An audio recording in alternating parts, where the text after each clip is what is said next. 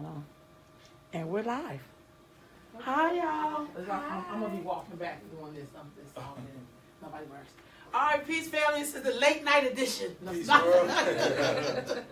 we're joined by some, our sister Dana, of course, and then with some brothers. And I always like talking with my brothers, so I can do a lot of talking with sisters. But it's nice to hear brothers be a part of a conversation around nation building. So, we'll start with you. Tell us who you are and a little bit about your background and your family, your people. Where you from? Well, I'm Jermaine Morris. I'm from Sacramento. My family, my father's family, are from Eufaula, Alabama, and my mom's family is from Fresno. So that's where the folks is from. There's a lot of us here. If you're from Sacramento, you come across the Morris. We range everywhere from 8 to 80. And there's a lot of us. From two people who came out here in the 50s, they were fruitful and multiplied. That's right. So Morrises are all over Sacramento. All right, next. Ryan McClinton, South Sacramento native, born and raised, done every part of it. Parents from the Show Me State. Mom's from Kansas City, my dad's from St. Louis. They moved to San Jose and had me in Sacramento. So there's putting your roots into new soil and hopefully bearing good fruit. So. All right. Hopefully, you good fruit, right? You good fruit. Keon Johnson, South Sacramento native at this point, been here for a while.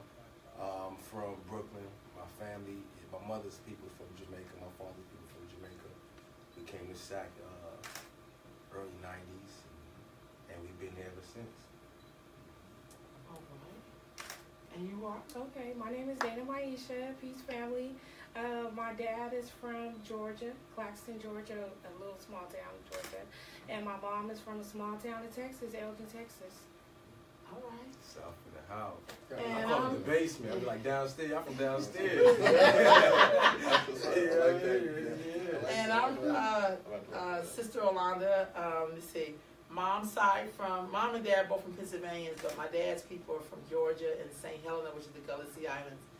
And my mom's people are from Virginia, and her dad is Afro-Brazilian. So that's who's all in the room. Gullah Sea The Islands. Gullas is up in here. And you know anything about the Gullas, they like some real Africans. They don't really blend a lot. You look at my great-grandmother, she looked like she straight up, no cut. Like, that's how the Geechees look. So when you leave and then you come back, they call you come here. Like you went away and you came back. Yeah, you come here. We stay in Jamaica. Come here. I mean, come here. Come over here. Yeah. So that means you came back. So I'm like, oh, okay. But I can't understand what they're saying half the time because their patois be really, really strong. Like, I have no idea when we're on the road trip. That says a lot about you. I've been trying to know, that you Gullah though. I mean, that's that says a lot about what you preserve. Yeah. That's crazy. So I started off like that because I think it's important to kind of know who you're in the room with. When I meet other people from particular cultures, I always say, "Where you from?" Like, they say, like, "Give me 5 things." Like, "Where's the bathroom?" Like, get some water. Like, I'm really fascinated where people are from. What cultures did you learn from your family growing up? Anything culturally did you learn from them? Culturally? Or tradition, way of life, it is, I would say in our family, like, I guess you practice culture not even knowing it because it's your norms. You know what I mean? Yeah. And I didn't realize, some of our norms until I came to California and see the difference. You know what I mean? And how, we live. So our house was always a fascinating, interesting house. You know what I mean? It was a lot of us as siblings, and all of us had our own friends, and all of us knew how to make friends. So with that to say, and a lot of our coming up, a lot of our company that I would call family now, you know what I mean? I think, love and blood make you family, and if it's tried and true over time and time, you know what I mean? That love is good enough to be family. So me and my siblings, we all made a lot of friends, you know what I mean? And our friends would love coming to our house, you know what I mean? But the flip side of that was I used to love going to the homie's house because it was different. It was different from our norm, you know what I mean? But even Ryan, I know Ryan since... Man, I was maybe 6, 7 years old. His older sister, my sister was like best friends from that, and they still keep in touch and all that. But that's I'm saying. So this relationship comes from what I'm talking about. So in our house, like, you know, even our food, you know, let's just say you say what do we preserve? Like, you know, even food wise, we still stick to, you know what I mean, the Jamaican pots and dishes, and people love. That's one thing they love. They love to come around our house and eat. You know what I mean? You know, yeah. Your dad. My pops go down. My pops go down. You know, Martha, yeah, you know what I mean? So I'll say, like, that's something that we preserve. I would even just as simply say, like, food. You know what I mean? And them recipes. I guess even the flow of the house. You know what I mean? I had a homeboy. My brother had a homeboy that came from. He's from Queens, but they live in Oakland. And he came to the house in Sac. Like, God damn, like this is home. You know what I mean? It reminded him of everything that he know. Yeah, you know what I mean? So we preserve just a lot of that within our family. Yeah, I think when I think about it, it's a lot of the same things. Like it's what family looks like. Like my family, my grandmother was everybody's grandmother. Like, you know what I mean? Like everybody, oh, that's grandma, you know. And it was like, and it was cool because we were always loving of it. You know what I'm saying? Like, yeah, that's my cousin. But over time, like certain people like, oh, that's my grandma. Wait, that ain't your grandma. Like, you like, all right, man, that ain't grandma yet. Like, we gotta get some checks and balances to make sure before we get there. But it's like it's always been that, like, you know what I mean, between both sides of my family, mom and dad's side, like we used to always have the family gatherings, you know. And our family gatherings would be with other family too. So like Keon said, like we would go trick or treating together. Like, you know what I'm saying? All siblings and cousins, just all of us, like going 20 deep, you know. And this was like something that I came up doing on a regular basis. And then even where, you know what I'm saying, the family split wise, that's something that is always the most familiar thing to me, is that when, like you said, love and blood is where family kind of comes from. It's like, for us, it's always been that if you're welcome, if you come with love with us, it's you family. That's it. You cousins. I can't even tell you some of my cousins, like, are you really my cousin? Because it's been that long and that deep of a bond where it's like, man, if you need anything, we got you. It's no wavering on that. And I think it's a lot of Southern ways that they kind of brought over that, like, I just kind of like took in as I kind of watched my dad do. So like, yes, man, no sir, you know, all that type of stuff, and just really respect and really just doing a lot of older school traditional things, or whatever. But I think there's still value in it because it shows respect and love to somebody. So it's like, you know, if I'm walking on the street, I'm definitely walking, and I'm walking with a lady, I'm going to make sure that I'm on the street side. That's like, doesn't matter who I'm walking with. If you're a female and I'm walking with you, I'm going to need you to walk up. I'm going to need you to stand on the side for me real quick. Respect teaches something that I'm big on. Regardless of how they feel about it, like, I'm going to do that. Is that a part of nation building? Having those kind of mannerisms? Absolutely. Absolutely. I think it's being considerate. You know what I mean? It's part of being considerate. That's definitely a part of it. Because it's looking out for you when you don't know that I am, when you don't want me to. It's putting that first. And nation building, it's about putting the other first. It's not about you. That's right. It has nothing to do with you. It's about the others. Right. Yeah, for real. You know what I mean? It's not about you. It's bigger than you. I think once you master that, I think part of it is the simplicity of putting another first. Right? And if that other person is on the same frequency as you, they're either putting you first or putting somebody first. But if everybody is putting somebody first, and that trust and that love is there, we know we good. Yeah. You know what I mean? And I think to add on to that, though, it's like when you put somebody first, like what value do you put into putting somebody first, right? Because it's one thing to say I'm gonna put you first, but if I don't value myself enough to where I'm putting myself in a good, healthy spot, then where I'm putting you before, am I doing the same for you? Like, you know what I mean? Like, you can have good intentions and have a painful experience just because you're working out of damage. So I think, like, I definitely think it is something that's big, but it's in that same consideration. I think this is where it's something that he said to me a long time ago, life giving life, where it's like, as I am, I'm not doing, like, if I'm doing for you, I'm doing it solely just because I want to see you good. And if you care for my life and you see that I'm hurting somebody and you pointing to me, it's not that I'm expecting that of you or anything like that, but if you're doing that, then I think we're building a stronger bond and a stronger bridge at that point, because now they say, like, a team's only as strong as its weakest link. Well, let's make sure that link ain't weak then. You know what I mean? Like, and it's how you kind of reinforce it. So it's that life-giving life. So if I'm intentionally trying to give you the best of what I have to make sure you're good, can you value my life the same way, and how you kind of pour back into me? You know what I mean? Like, it's just I get that. Me too. And that should be automatic. Because if you follow the laws of nature, it's like they took two plants, right? They put them in the chamber, and it was something like, and that's where that conversation came from. Is following that. The plants lived longer when they was together. It was like that's what it was, a chamber of some poisonous gas. And you put the one plant in there by itself, it's going to die. You put another plant in there, whatever they doing in there on their frequency, they live way longer in that same poisonous chamber because they're looking out for each other and giving accordingly. And as at the tip of the food chain, or whatever the nature is, we like to put ourselves as human beings, you're supposed to study nature. That's what the plants is doing. That's what you do. You know what I mean? Because nature gonna tell you the truth. So that's definitely part of nation building. It's an automatic, natural part of nation building. Do you have to believe in the same things in order to build a nation? Fundamentally. Okay, what do you mean? I think that you have to have some set of core beliefs that you're all on the same page with. Like, you can't be all about working together and putting somebody else first, while the person next to you is all out for self. Right. You know what I mean? You're going to find some fundamental flaws that come into place there.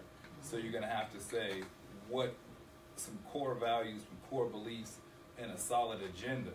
Now, the nuanced stuff, the second, third tier stuff, you can be whatever. You know, you eat meat, he's a vegetarian. Them that got nothing to do with the agenda.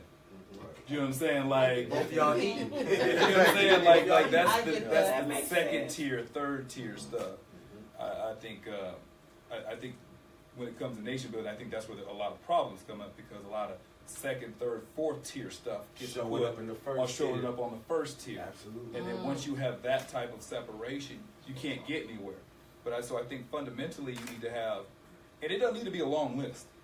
It just needs to be these 2, 3, 5 things are what we agree with, solid across the board. Everything else we can discuss, negotiate, go back and forth on, or we can dismiss and disregard altogether. But this handful of things need to be what we are all in line and in tune with. And then I think that part you need to be on the same page. And those need to be key things. Yeah. So I'm glad you said that, Brother Keon. So we looked at this tier. How many tiers do you think that we should be looking at when we're nation building? Well, I like what you said that. Like, is it a 3 tier? Is it well, a 5 tier? I mean, ultimately, you could have 1,000 tiers. It's the ones that are significant and important. Your base root mission statement agenda is the solid one. Okay. The next level one is more your personal ideology, belief system, and can you check that in regards to what the base tier is? Okay. Your next one out are culture, personality, day-to-day, you know, how you live your life, Yeah, you know, on that level. Instantly, I was like, all right. You know what I'm saying? You know what I mean? And then, like I said, you can keep going 4, 5, 6, 7, 8, just gets further away from the center. Let's stick with those 3, because those are like the top 3 ones. That's what I'm saying. You can have as many as you want, but I think that matters. I want to work with y'all. Well, So this, No, So go ahead. No, Okay. because this how truth show up. Because in a certain, you know, math is problem solving. So we look at things. So what he's saying right in those tiers, and it's a conversation again that we had before. It's like I see you or you see I, right? Universal, cultural, and individual. Us as human beings, we have a right to exist on those 3. If you really look at it, on 3 tiers as a universal being. How do you relate to the sun, moon, stars, and all that? And then when you bust all that down, you come from a culture or place or region, and those things, and then individually, you have the right to be who you want to be as well. So if we adapt on the first tier and some universal laws, right? Yeah. Then the second tier would be like cultural things established, and those are your rights to exist and so on. And then individually, you know what I mean? I agree with that. And so exactly what I'm saying to what you were saying right there. backing you up. Yeah. So as far in terms of those tiers right there, I think please. I think that the key to it though, and I think it's something that has to be put out there in the midst of those conversations, and when we're talking about nation building and constructing and even designing of what the nation looks like and all of that, is accountability. What tier would that be? That'd be on all the tiers? It has to be, because because if you're gonna have that root, that base tier, that everybody starting with that universal law, you have to be accountable to that, right? So if you're, like you were saying before, if your second or third tier kind of come up and say that first one, can you be accountable? Like, you know what? Wait a minute, I'm distorting the view a little bit because my own is kind of taking over what that bigger is. Yeah. And can you own what that looks like and what the consequences of that may be? And I think it's a hard thing for a lot of people. Accountability is scary to some people because we're so used to putting it on other people. Scary the most. Ooh, I'll say half. Half of us taking accountability. We just didn't do it as a collective group. But yes and no. Okay. And the reason why I say yes, there's a lot of people who have issues with accountability. No, because I'm a firm believer. We spoke about this when we talked before. I'm a firm believer. Most people have a poor ability to self-assess. So where it's not necessarily an issue of not being accountable to your actions, you're not aware of the ramifications or the results of what you do and how that affects other people and ultimately puts you in your situation. So if you're not quite sure what part you played and you're not aware of what effects you have, it's not a question of you not necessarily not being accountable. You just don't know because you can't properly gauge what it is you do and how you affect other people. So when somebody brings it to you, if you don't see it that way, it's not a question of, well, I'm not accountable. I don't see how me coming in here loud disrupts what's going on with you. I'm an individual. You're an individual. How does it affect you? But if I came in here talking loud, talking crazy, that could affect somebody else. And that inability to self-assess. I said there's a percentage of some who don't, but I'm saying there's also a percentage of people who just are not aware. They exist. Yeah, absolutely right. Unless there's other people in the room. Because there's some things we're not accountable when it comes to people who look like us.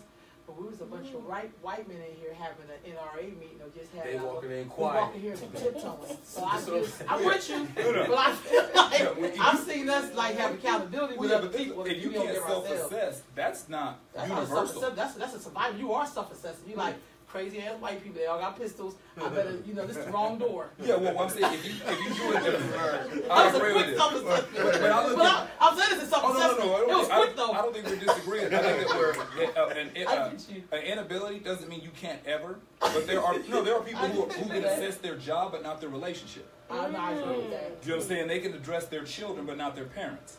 Like, I mean, it's not like you can't do it ever.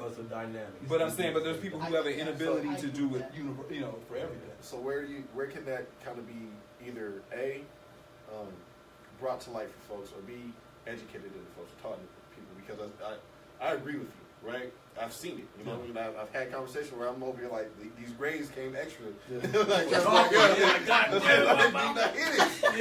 it's like it's true. That's real talk. And it's like. And I try to fashion myself to where it's like, all right, what do I got to check on that self-evaluation? Yeah. I'm constantly looking at that. What do I got to check on my side to kind of present it to where they'll hear it better, right? Yeah. Not the way that I want to deliver it, but where they hear it. Yeah. So within that, like, what are ways that you can kind of think of that can be presented to folks where it's just like, again, you're oblivious to it, and now it's like, wait, this is a whole new thing. Okay, so part of it is to have a degree of empathy when you're trying to understand somebody's ability or inability to self-assess. So you have to start where somebody is, not necessarily where you want them to be. So if I talk to somebody and I can tell they are oblivious to whatever specific thing we're talking about, like I said, I don't think it's universal. I think that there's some things, survival mode or whatever, you can figure out how not to get fired, but you can't figure out how to make your marriage work. Do you know what I'm saying? Like you can figure out how to respect your mother and father, but you can't see your kids for who they are as opposed to who you want them to be. So if you're talking to somebody, I have to understand where you are. So let's start there. And if I have a somewhat better ability, in my opinion, then I need to get out of, I can't be on the, I figured it out, you need to get it together. It has to be, well, if I figured it out, I need to come where you are to help you get there. So for some of us, we don't have that degree of compassion or empathy where somebody else is. We say stuff like, get on my level. You need to get where I'm at. You need to get like me. As opposed to, if I'm talking to you, I'm like, it's true. She's looking at me. Some people get on that level. Some people get on your level. Some people are like, well, that ain't my level. You know what I mean? Like, you think you're better than me. But some people will get on your level. But that's where the compassion and empathy comes to where they are. You have to remove the ego from where you are to kind of embrace it. If you say get on your level, brother, we all go to the movies. You ain't got so money. And I'm supposed to be like, get on my level. It's like, no, pay your own way. Like, well, I'm going to go into what he's talking about specifically. Okay. I get you. Yeah.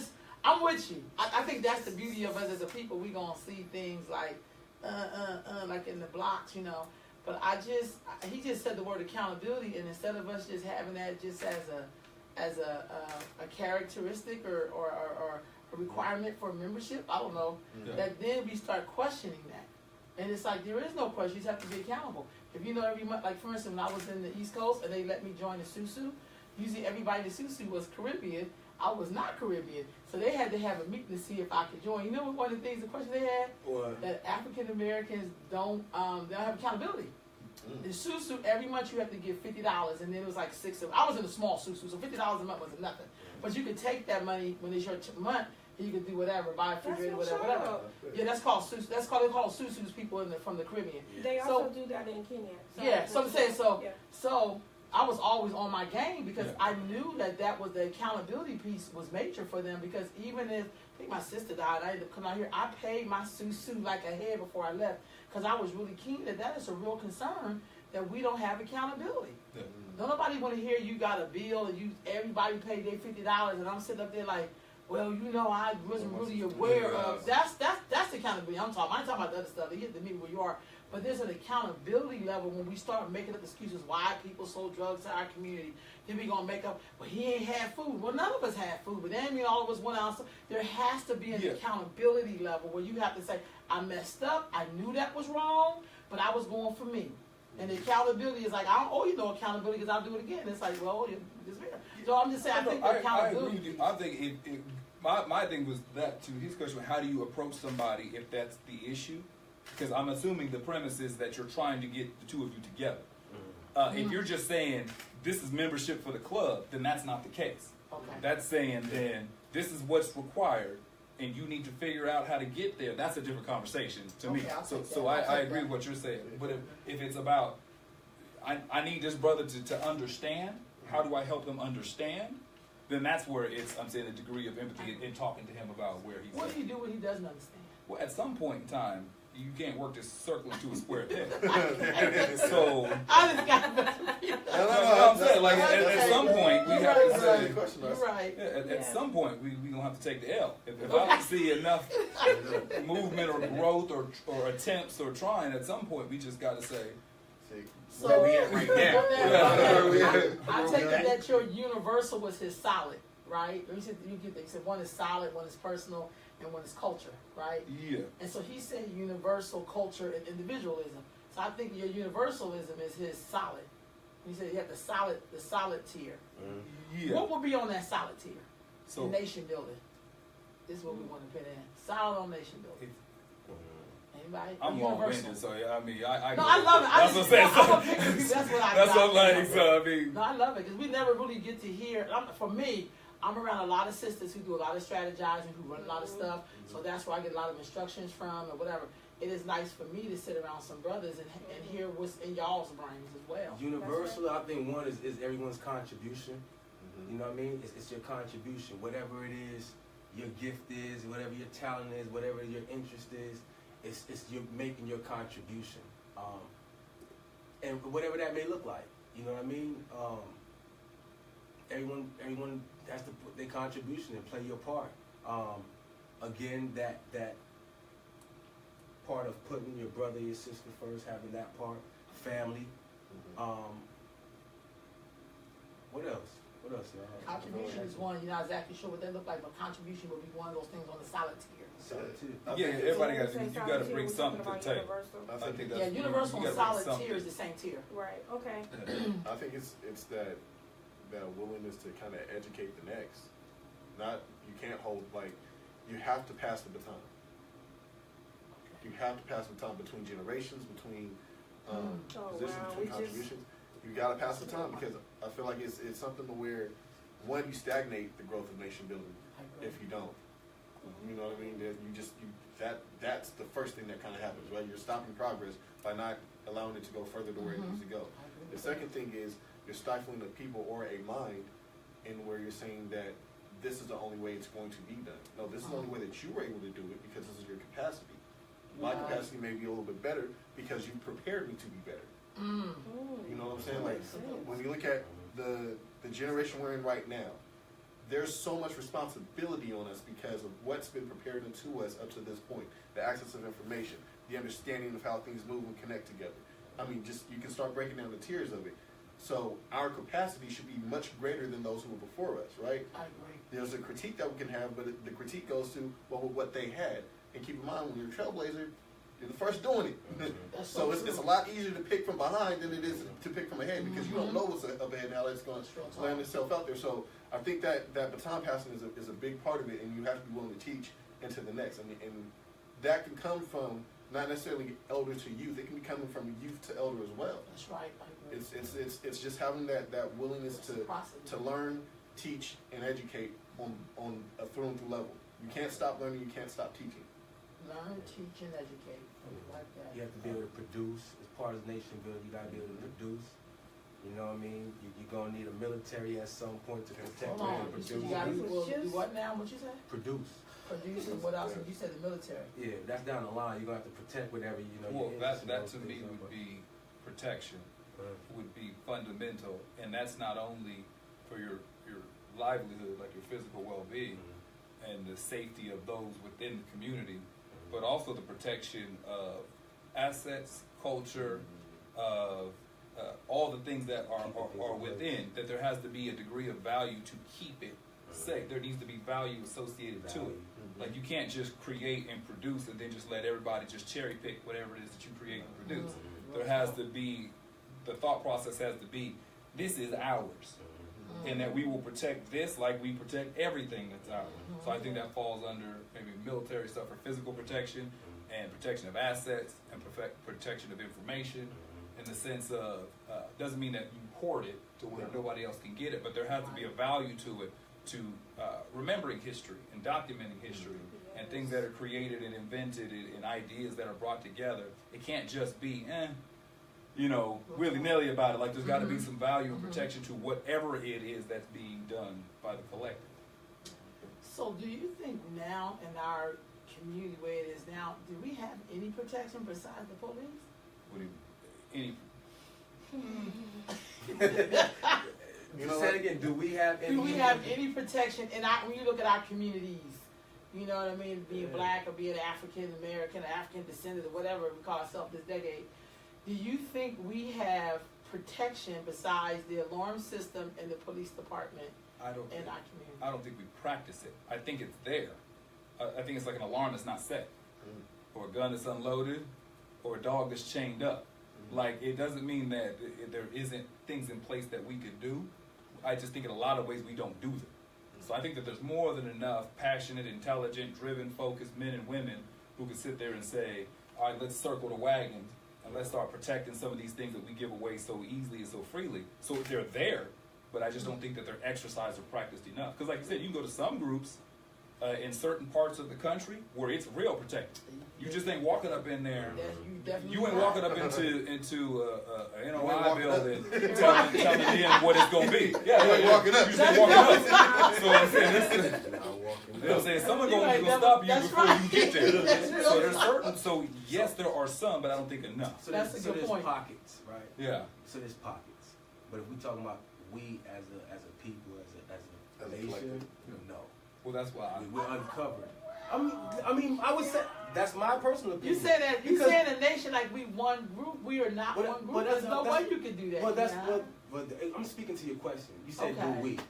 Do we? No, but so I said there's pockets. So he basically just broke it down because all of it is the nation. But if somebody got, let's say, Chicago locked down, even though Chicago have more violence than you just ain't walking up in the streets of Chicago. No, I'm saying, but that part of our nation, if you have to put us in a group, is protected.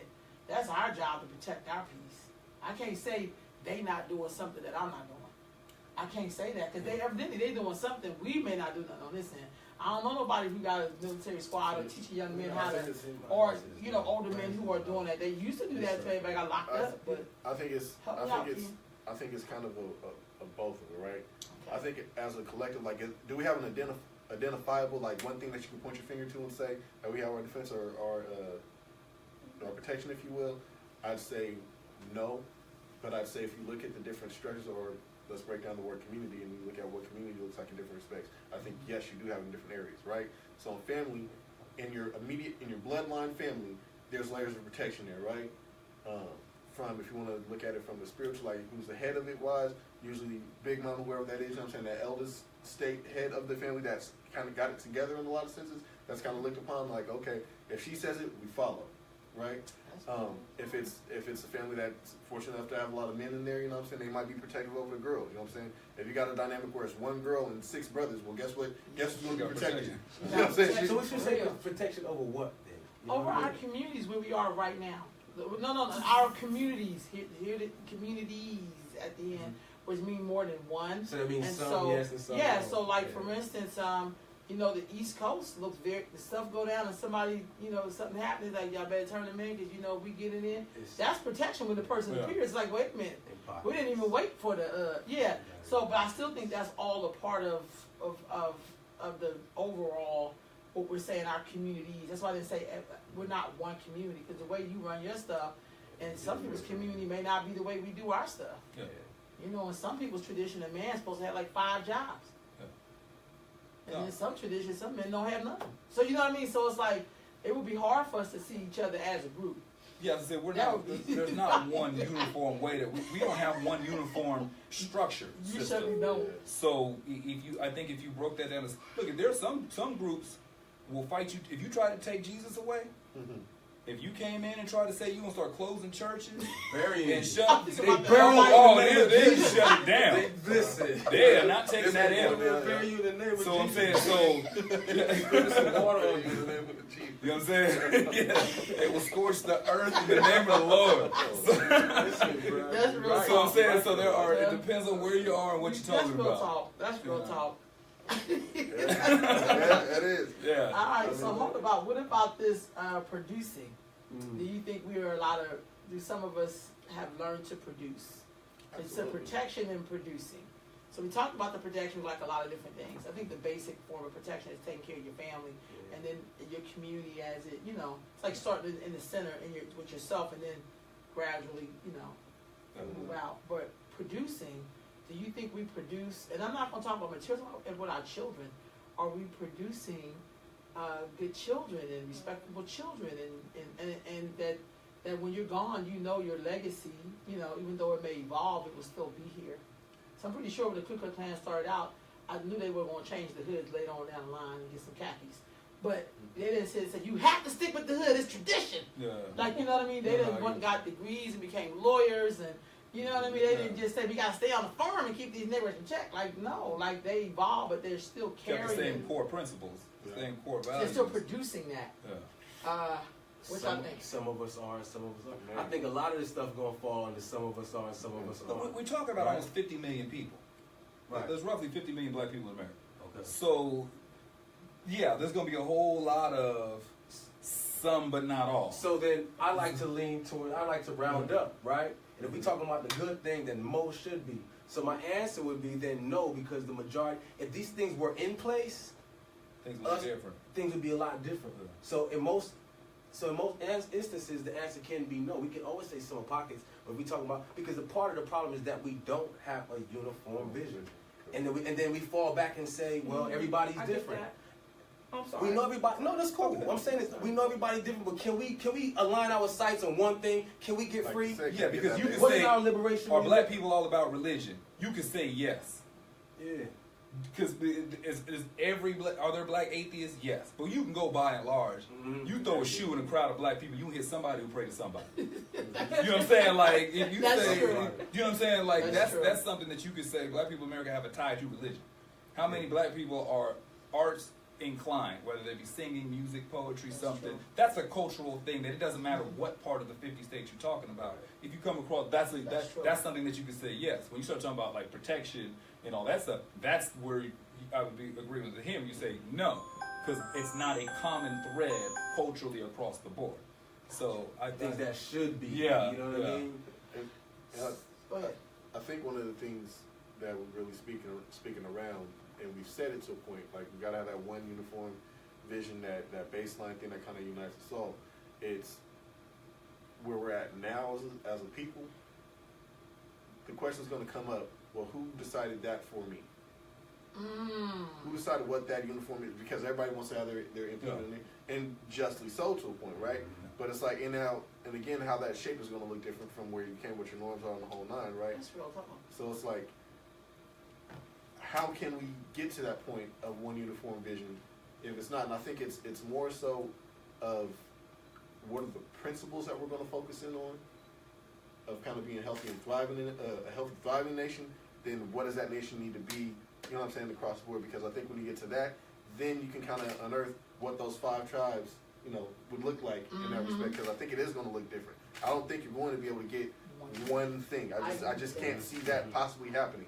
I think you could have that moral vision of what one thing will look like as far as it's all food, clothing, and shelter. Again, that's it, because what are those people's basic needs. The basics. Exactly. What are those principles? I think that's what you really got to look at. Yeah. What are the principles that we're all agreeing that we need to have, right?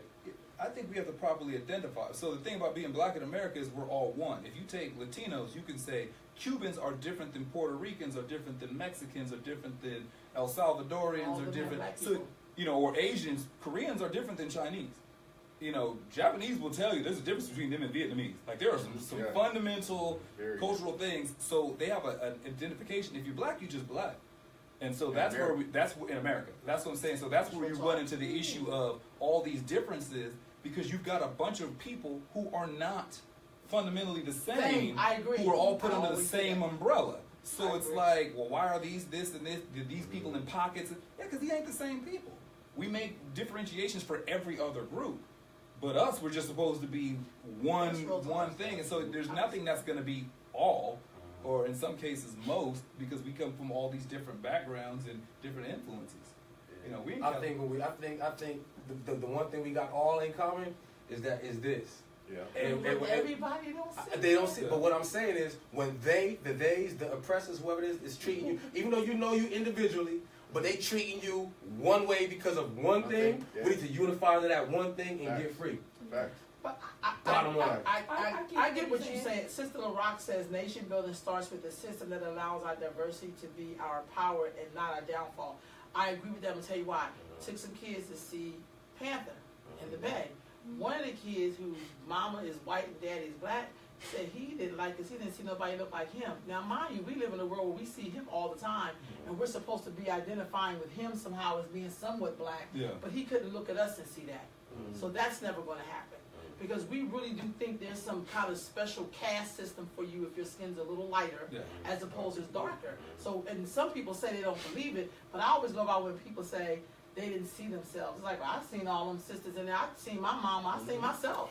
I've seen my grandmama, because they look like that. So I'm really cool with that. It's when I have to fight for the buffer race people to make sure I have a place. When I'm constantly fighting for them to have a place, even before myself. I like the term buffer race because it's so clear.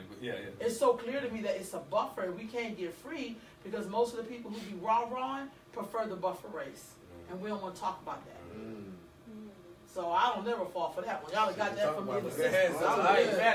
I interviewed people in the 60s, and that was an issue. When you looked at all the Panthers, all with the big afros, what did Elaine Brown look like? What did Elvis Cleveland's wife Kathleen look like? What did these people look? What did Angela Davis look like? Show me the Lupita of the 60s in the movement.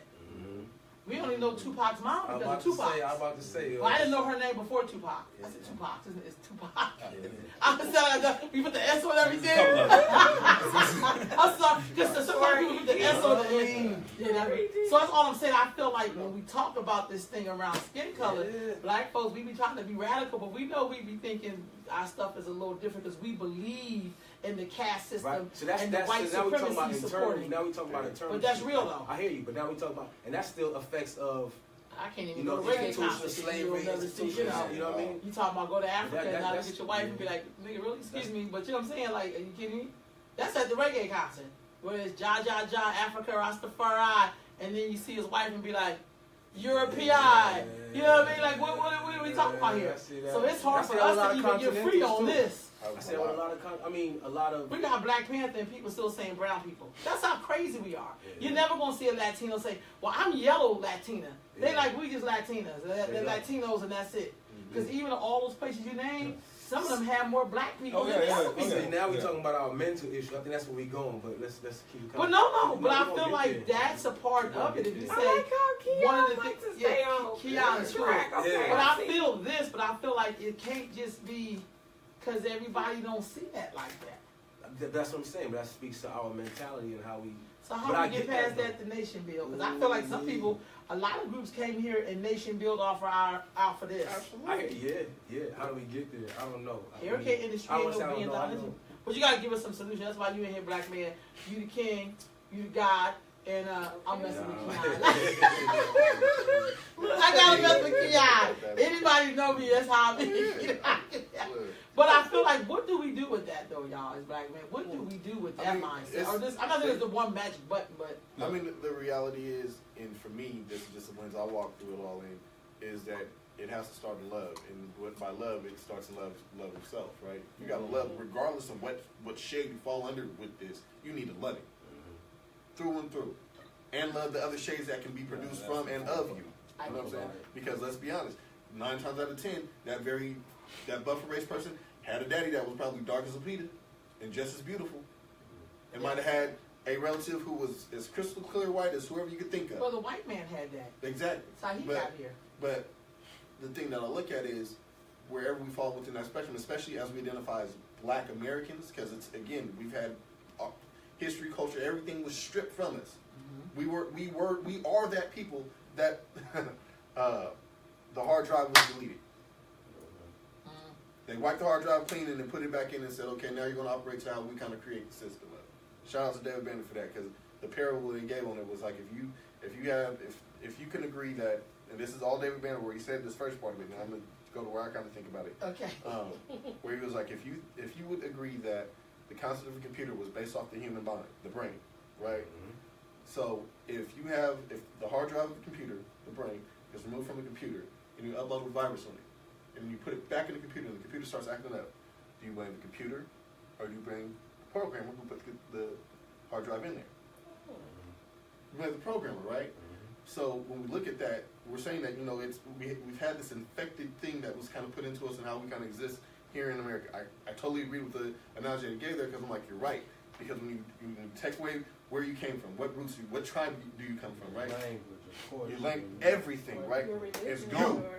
You don't know anymore, exactly. And they kill off anybody who would speak to what that truth was before, right? And the best you can get is those few that, that survived and were able to kind of tell those stories. But again, we know through history it gets watered down, especially if it's not documented strong, which we weren't allowed to read so much, you know what I mean? So take all that into account and realize that as black Americans, we are different in that regard, because we don't have that baseline of where it is. Now, we can find it, and as we kind of find it, I think that goes back to when we talk about that level of it, right? That individual part of it. Where are my roots originating from? Where did the seed originally come from, right?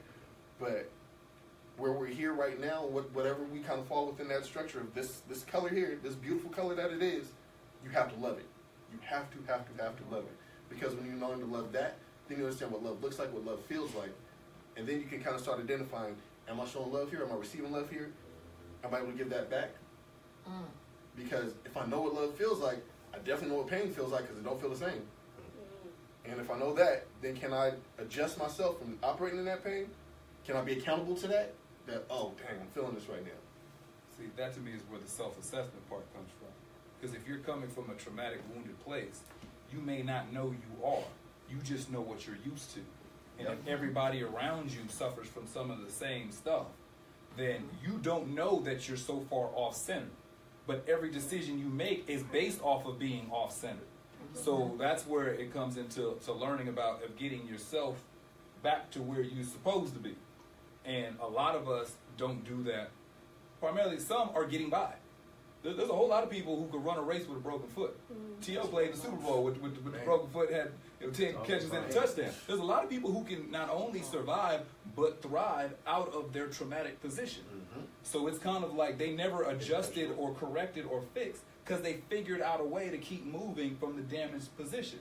So you have that group of people. You have the group of people who are so getting by at a damaged position. Then you've got damaged people who don't want to look at what's wrong, because that's going to damage you more first before it heals you. So you've got a good segment of people who are not willing to change. So when you're trying to move forward, you know what to do with them. But is it not willing? Because here's the thing that I push back on. Where you say not willing, there's a difference between not willing and not knowing. Because when you're not knowing, then you can't be willing. But some people this is who I am. Like, you hear that all the time. No, yeah, and I agree. There are those who again are not willing. But I'm saying, like, from a standpoint of the ignorance, as far as like I just don't know, right? Like, I could give you a story about recent where I figured out that I was operating in a level of trauma because I think I'm pretty good at identifying my traumas and trying to work through them, right? So I don't, lash out at people, so I'm more patient and all that, right? I realized, like, oh, wait a minute, man. I had a pain that I've been walking around with. I learned how a broken foot, you know what I'm saying? Literally a broken foot that I've been walking around with, making it move or whatever. And there's so much other pain that's going on in my body that I normalize to where when it gets to something that, on that traumatic level, that kind of strikes it, I lash, I don't even realize I lash. And then when I do, I'm like, oh, wow, this is crazy. I want to fix that. Now, mind you, this could have been 5, 6 years I've been operating in that. Yeah. And I could have been cast off as you just don't care to fix it. I've been trying to tell you something wrong, but I didn't hear it because what you were pointing to wasn't where the root pain is. That was just a symptom of the pain. I agree with that. I believe that there is a sect who will eventually address it to some degree. I think there's a sect who will never address it. Never. And so, so what I'm saying is when you put all those groups together, because it is something very real at the fact that, like, there are some people who, okay, so I remember years ago, I tell stories that bounce around. And so someone was like, you need to get a massage. Massages are great for you. And I used to joke, I said, no, because I love my attention. Keeps me in a certain focus and a certain mindset. Like, there's some people who appreciate the struggle. Yeah. Like it keeps you on your toes, keeps you sharp. It keeps you in, you know what I mean? So there's some people who don't want to, the idea of being calm and good in their mind, they think will mess them up. Yep. Because they figured out a way to be successful out of their position of pain and out of their position of in some places, trauma or detriment, because they think that in some way makes them stronger. Yeah, that it pushes them. So there are some people who will fight you to get better. They'll tell you, I'm going to stay the way I am because it's working for me. But if they realize that if they could address some of those things, they could be much, much better. But they figured out a way to be good with all these pains and problems. So that's what I'm saying. I think there are some who will just not. They're like, I figured out a way in this system, with this mentality, and I'm doing all right by what my standards of all right is. And I'm not about to rock this boat because you say it will be better on the other side. Well, this is proven to work. What you telling me is potential fairy tale. So I'm not going to address all this stuff and heal all this mess because that might screw me up. That's making me think of old boy in Panther when he was like, let's go ahead on it and call it a day for me because I'm not trying to, I'm really on this track and I'm not switching over. That's it. Yeah. I think he went right off the deep end when he started killing the elder. It was like, what the, so I feel like some of us are at that stage where it's like, it's a new world coming and you're not going in it. Because we got to get this right. That's it. A little bit ridiculous. I'm not telling people to go kill people. I'm just saying at some point it's like when I want to get things done, people who are naysayers, I get away from them quickly. I don't invite them to nothing. I don't want to talk to you. I don't want you to tell me your limitations. Because I can do whatever I need to do. I can't stand a person that's like, how you going to do that? Well, you ain't going to never. Just like, man, get away from me. I got to make this happen. Huh? Eeyores? Remember Eeyore, Winnie the Pooh? This will never work. Yeah. That's a good one. I can't do them at all. So let me ask y'all this. How do you think the nation building is going between the black man and the black woman? Where's under attack? Individually or together? Together, just in general. We can talk about individuals. We in this together. We can talk about we in this together. Well, we need to know that we in it together. I think that's the thing. I think a lot of us don't know that we in this together. Because if you looked at black women nation building, is that race they further ahead in the race. Yep. And so that's why I said, we do it individually, we do it together. Like, let's be real. Like, economically, educationally, producing, building, moving up, like, you making me look bad. We looking at the back of their jersey.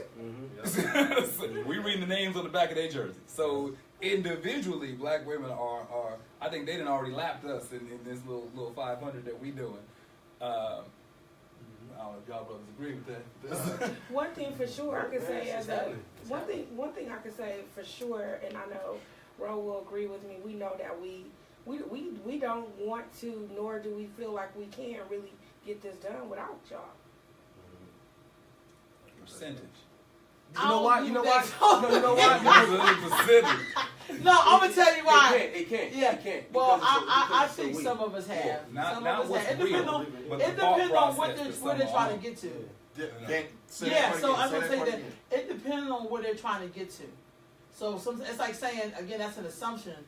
Like, some of us would love to do that, and some of us, like, are been there, done that, wrote a book about it, now I got a t-shirt, so I'm really going to have to be okay where I am right here, and he going to have to be over there. I think we like to fly over why we're not together instead of dealing with why we're not together. And so some of us, like, already been here with this Negro. When I talk to women who lived in that Black Power movement era or the Civil Rights era, they were sick of Negroes because they weren't doing them right. And so they was like, look, I'd rather just go to work, build my little savings account, buy a house, leave that for my kid and keep it pushing. I'm not going to be dragging this man, but I'm just not going to do it. And I'm not going to change myself to be with him. I'm not going to go try to look like something other than what I am. So I posted this thing on my page. Excuse me? Our women suffer. Oh, yeah, but some people act like that's just a part of duty. I don't think suffering is a part of my duty. Sorry. Maybe in childbirth, because that is when you suffer. But I can't be going like, this the black man, I got to stick by him. He gonna keep this job. I'm not Florida from Good Times. That's not my job. Like, I'm not doing that. Because that's how I love Good Times. We're not going to survive without each other. We can't. Well, we will survive. We will not survive. We will not survive without each other. No, we will survive. It doesn't mean you don't want to. But I feel like it has to be. We got to produce. We need each other to produce. Yeah, but see, you talking about the long game. Right. Yeah. That's what I'm saying. But she's addressing the short game. Because that's what people are, the short game. Because if you're 45 and you've got 10 years left of working, you buying your house, your kids are grown. The idea in your mind is... And you mean in our lifetime, the short game. The short, your life. That's the short game. The short game is I'm going to work for another 10, 15 years, get these kids out my house. I'm going to go to Bermuda or Jamaica or wherever. I'm just going to get my groove back when I need to, and I'm going to do what I need to do. I'm going to get my remaining time on this earth. I'm going to get my and that's going to be my life. That's the short game. Yeah. But you talking about the long game, the big picture, generational, with the grand scheme of nation building looks like. So now we talking about individual. That's the problem. That's not individualism. Because you have too many women, doing it, Keon. And now they're in a group. Okay, wait. Now they're in a group. Break that down. What do you mean that's individualism? Go ahead, yeah. I'm going to get mine before I die. No, that's no. We said long-term versus short-term. Yeah, but short-term don't always mean individualism. How are you being an individual? You trying to take care of your family, pay your bills. See, that's kind of, but that's that selfishness that some black men do. See, if she's doing this by herself, you ever wonder where the father of those children She's are? not supposed to be doing it by herself. No, but she is. Come on. Not fantasy land. We talking about what it is. So here's where my push is on all of we got that. some stuff in here from the room. Okay, go ahead. I'm sorry. Go ahead. Here's where my push is on all of that, though. I think it's part of that thing of black Americans, that baseline level of it. These people is really. Oh, man. I'm sorry. Go ahead. We're going to get to it. Go ahead. We'll get yours. I'm going to say it real quick and then we'll go to that. No. We're in a survivalist mentality, which leads to individualism, which leads to that I only got this 10 years, I got to ride this out, right? Because we're thinking about, look, I don't know how long this ride is really going to go. And I know what I'm setting myself up for, but again, that says I'm setting myself up, which there's a level of selfishness. The word selfish has some negative connotations to it that it doesn't need to have, and it has some that definitely needs to have, right? They're selfish in the sense of self-preservation, right?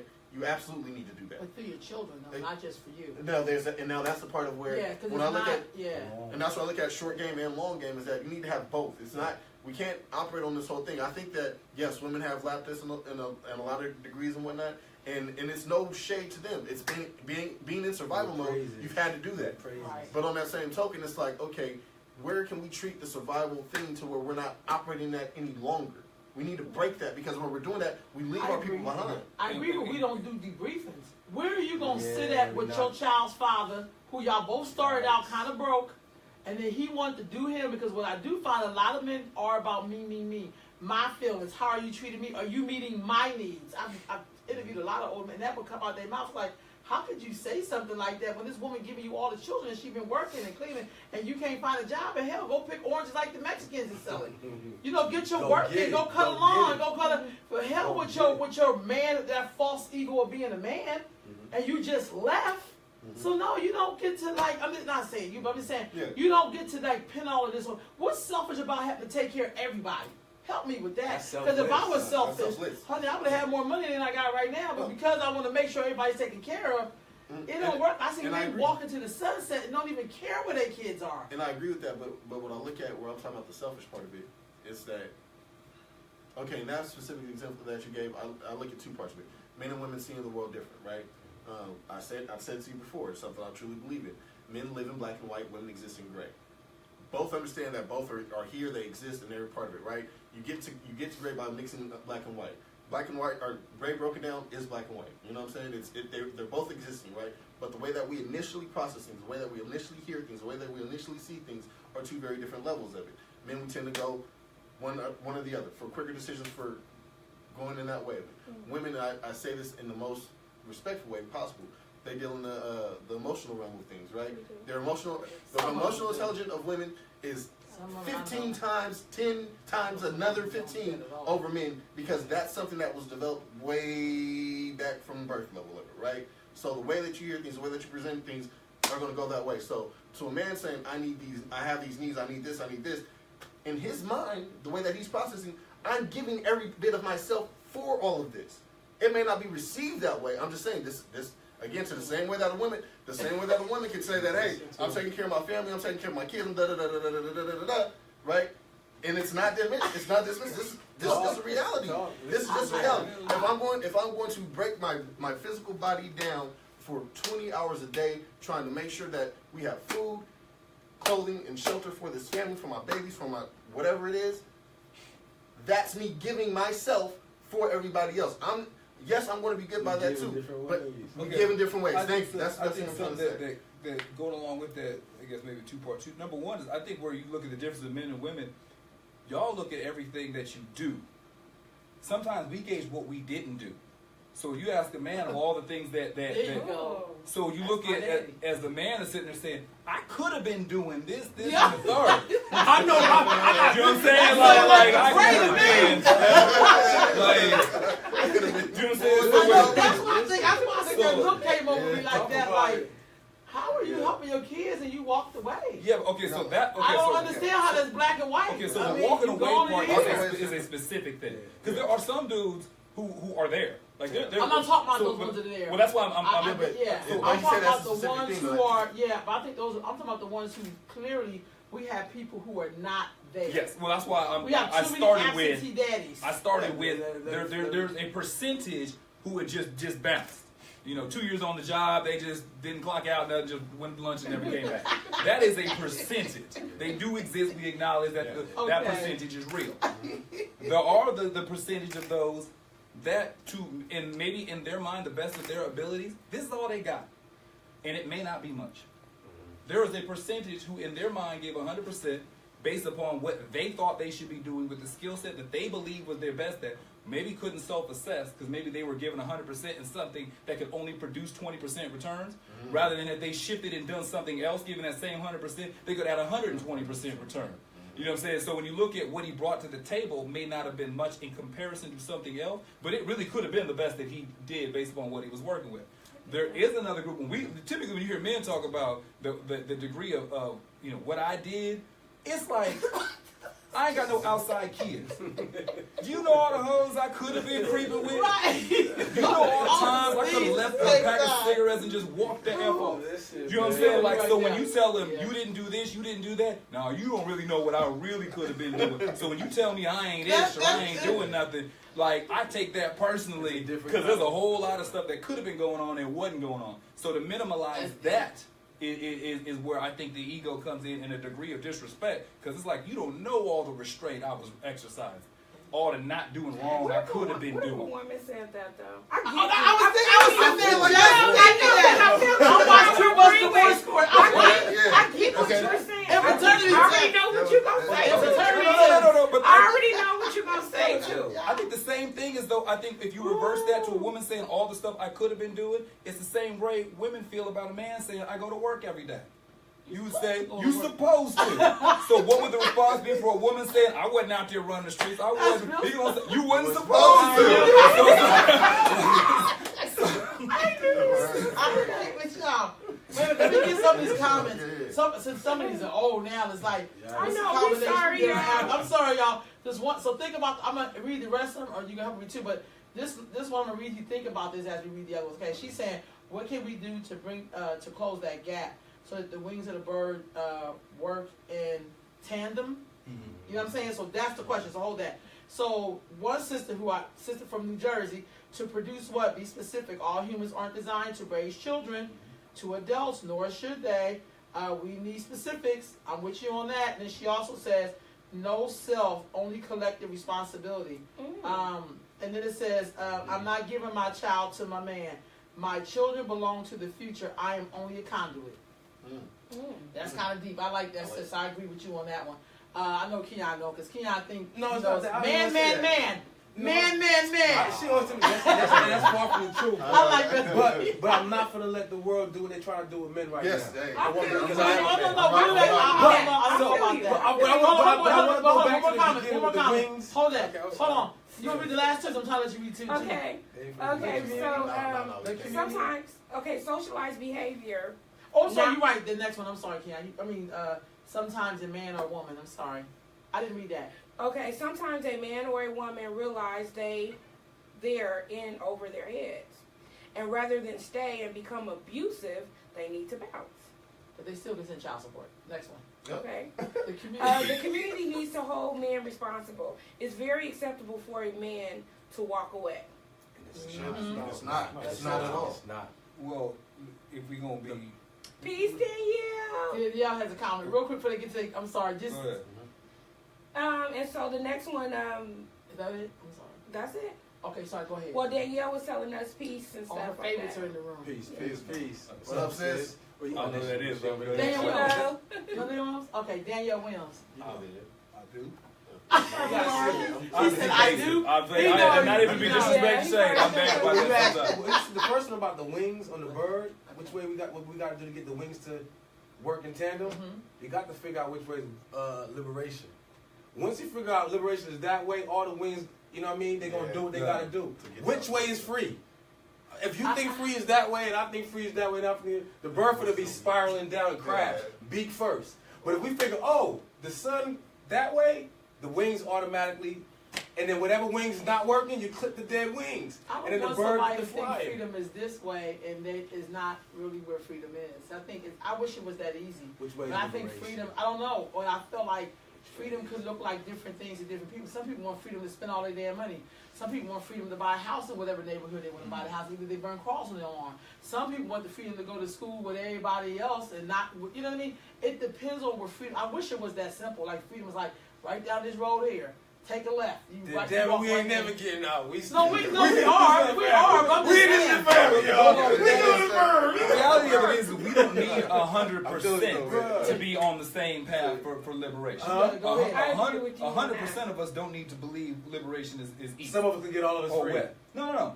Some folks, like I said before, some people are fine where they are. Yep. Like there's a misnomer that every black person in the United States of America feels the weight of the world suffering every day. There's a whole lot of mother effers driving what they want to drive, living what they want to live, eating what they want to eat. Like liberating life is great. And they mind in the short game and what they're looking for out of this lifetime. Because some of them are like, I only got so many years, and did nobody give me an expiration date. It could all be over tomorrow. Yeah. So I'm gonna get mine. I'm gonna do what I need to do, and in their mind, they're fine. So if they don't agree that liberation is that way, they're fine because they're not taking the trip anyway. They've already gone south for the winter. They posted up from now on. They ain't going nowhere. So and you don't need to get everybody on the same page. Like I said, there's going to be some who don't want to leave if they're happy or not. There are some people who are just going to stay in their misery and stay in their position. So you just need the folks who are like, this is what it looks like. This is the way we're going. I agree with you. And if that's 30% of us, that's 40% of us, that's 70% of whatever that is, that needs to be the agreed upon. And then let's put together some rules to get there going on that path. But there's going to be a whole lot of folks that don't take the trip. So I think the first step to us doing that, then let's start dividing ourselves right now by some clear definitions. I think that's what we need to start doing. Stop trying to unify and let's get some clear lines of division. She didn't like that. Let's get some clear lines of division. Wait, but she was just in agreement with you. No, I'm saying under. Hear what I'm saying? The earth shift. That's not how Don't hear it. In a basic way, if we're not if getting free and liberation and all that stuff and unity ain't working for us, maybe we need to separate ourselves amongst ourselves and know how you who we know some are. of us ain't already doing that? Good. We got people with their Good. personal clubs Good. and you can't get invited. They see you come in and lock the door quicker than your enemy would, your open enemy would. I hear the frustration though, because it's one of the things, and I'm gonna just call it. Man, we got a headache.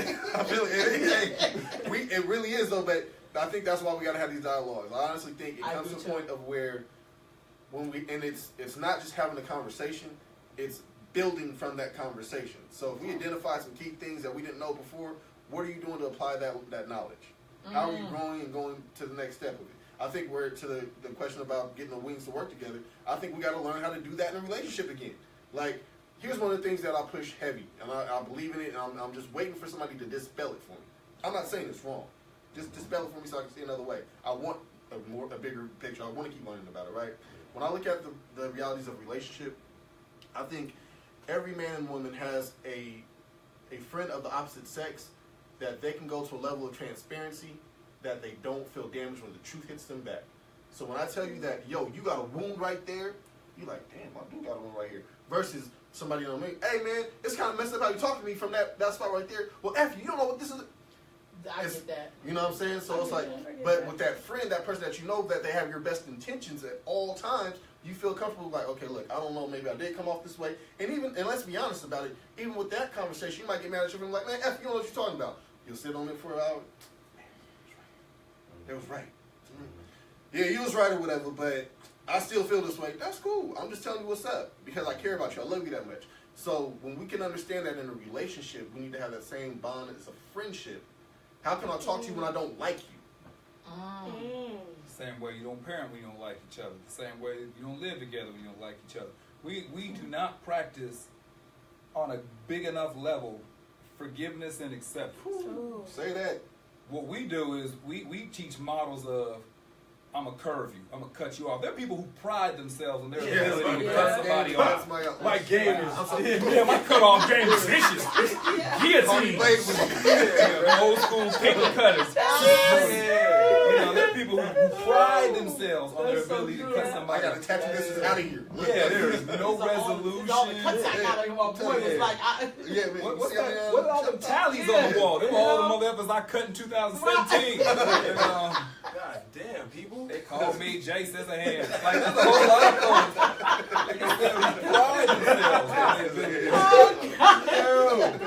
But that's real talk, though. Game is real. I just want to read LaRock's comments. Okay. Let's get over her. I'm sorry. LaRock says, nation building starts with a system that allows I did that. Oh, you did? Yeah. And ownership of land? Yeah. Ooh, sorry. Yep. Did this in the beginning? That's not saying remember what you were saying. We haven't said that part of the conversation on the next. It should begin. Okay, see, I missed so it. let me get to. Oh, you got a thought. Go ahead. I'm sorry. Oh no, I didn't hear what he said. That's why I was trying to get to his thought when he said he don't like what's going on with black men right now as opposed to I don't know the days or black woman or what. She was like, Remember you said that? I said, hold on. Put that on. No, back down the street in traffic. About the dudes leaving. Something that there's a system that came in place that it not only facilitates men leaving the home, but it also, to a degree, encouraged women not to become accepting and bringing them back. So you go through that Lyndon B. Johnson era, where all of a sudden, if you want to get on your state assistance, you got to put the man out. Claudine. Keep away. It was a movie called Claudine. Okay, so there was a percentage of women who was like, this is my default, this is my survival mode. This is the only way I can keep a roof over my head and my baby. What was that what you said?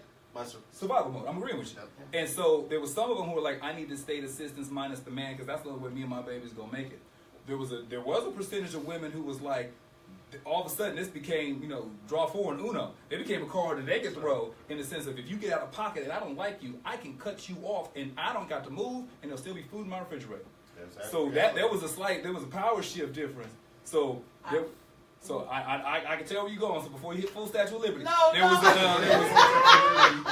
say this and then step away and let you go ahead and drop it. I'm gonna step up and let you drop it. Okay, because you was coming up like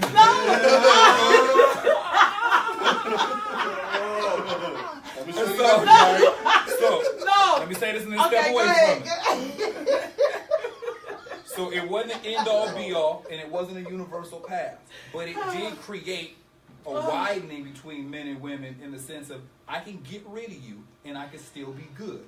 Now, some of that may have been the response to how men were treating women. That's a factor. Some of it was it then began to breed a certain kind of culture. Because if the idea was never, this was never in place, then the idea of getting rid of your man because he got on your nerves didn't really work into your brain as much. Because you were like, we got to figure out a way to make this work, as opposed to it created another option, and then that created a certain degree of separation. It's like at your mama's house. Oh yeah, I do. Because I like a certain mentality. Because, because dude, let's be real. Papa Was a Rolling Stone was a real song, and there's a reason why it was popular. Absolutely. And so there was a lot of women who got a brand new option, and the ones who were not in a forgiving or accepting place, there was a certain degree of vitriol, anger, resentment, and not saying it wasn't justly so, created and then passed down. And we created a new little subgroup of I don't need no man. And that along with, oh yeah, Uncle, I don't need you because Uncle Sammy paying my bills. Uncle Sammy keeping my lights on. What I need you for, Negro? I think I hear what you're saying, and that could be true. It also, I guess it depends on your lens. So I can see how you would say that from your lens as a man. That's like when a woman have to deal with the stuff men put up with, and the men like, don't be tripping, you know I'm coming home to you. That's the lens that he sees it through. It ain't the lens I like. Yeah. So Danielle basically said, because there are many women who are self-sufficient and independent on their own, not because of a system. And I tend to believe that because I don't think we were ever together. Through slavery, we were never together. And so we keep acting like we was the Cleavers. Yeah. We was never the Cleavers because the black man, he couldn't really do anything. I mean, even though he's supposed to be a man, I don't think we most of us couldn't even get welfare. So that's something somewhat happened in the cities.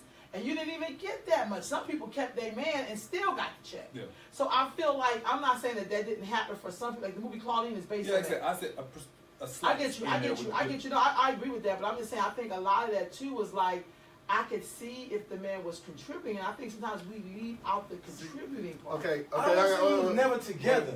We was together, but the white man was with us. No, he was with us. He wasn't. We was together in the context. We don't talk. You were together. You were with me until you was about 15, and then you worried about your business. Man, nah. You can't, Keon. It's the white man in the room with you. What was the slavery? white man was in the room then with you. What was slavery then? He was. That's what I'm saying. When did we learn these things? If it's slavery, we were slaves, and he taught us when to make, when to be with each other, where you could be, where you couldn't be. When did we be together? But he was in the room with you.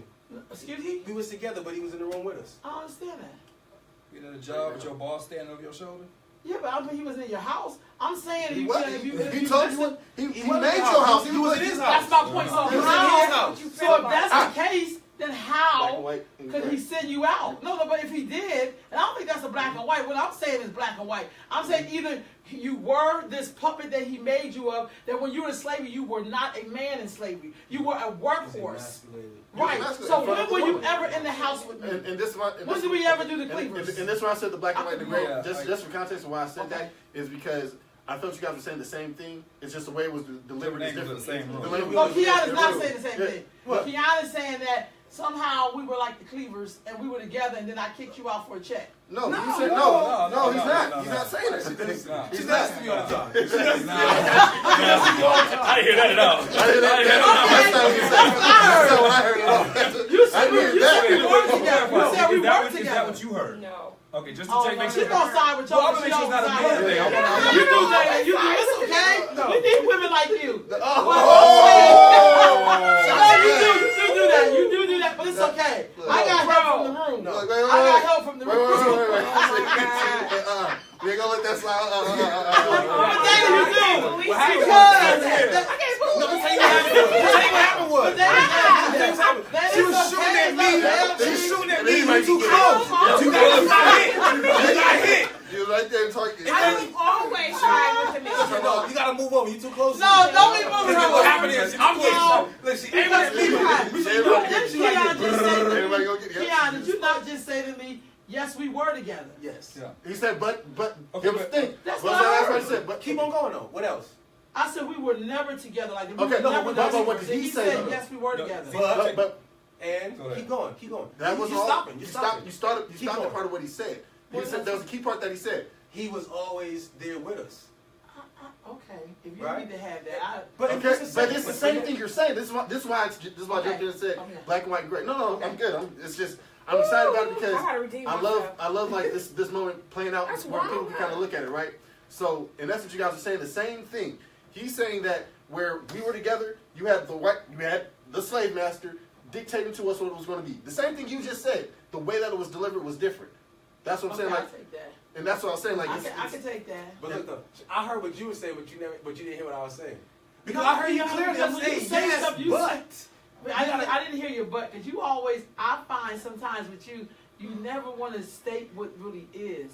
You have to dress it up. Because you don't want the black man to ever look like he doesn't have any control, that he's not included, because that's how you talk. And I would feel the same way. If I was a black woman, I would definitely want to know that we were included, that we're not being erased. Because you was getting ready to talk about what you're seeing with black men right now and how you're not feeling that. And part of it is about being erased. Now, you see what you did? Okay. Because you want to get back to that topic so bad that you tired whenever we talking No, about but it that's- and then tell me what I'm saying. That's not Okay, no. what was you gonna say, Keon? No, let's keep the conversation. No, going. no, We're gonna get because there. I need you to Because say we're that. going to get there. We're gonna get there, and I'm Keon, patient. all I'm saying is, I'm I patient. feel like, and maybe this is something else. I also think sometimes we give this man a little too much power. Because if we can be clever enough to outslick this man and get the freedom, then why the hell we can't outslick him and still be together and you still go to work and I still get the money? Why we can't do that? Because we're on his playing field. I don't understand. Pardon me. We're in his. It's hard. It's hard. We in his yard. We in everything. Even though we built and manufactured and da-da-da-da-da. I'm not saying that we don't have the intelligence because I believe in us. But it's hard. We are in his yard. Okay, can I I'm take in his house. So In his house. Okay, so I'm gonna put it in a different framework, Okay. right? The way I look at it as, and I look at this as what slavery was and what the black experience is today. Labs. Think of a lab mouse, right? They're in this box, this glass box, in this white room, whatever you want to dress up the room as. But there's this glass box where there's mouses in there, right? Controlled environment, right? You change the conditions of the environment by introducing different things into it, right? And you see how the mouse reacts. This is what the black experience has been. We've been that mouse. This is what's going on. So that part of what you said and what he said to me was equally true.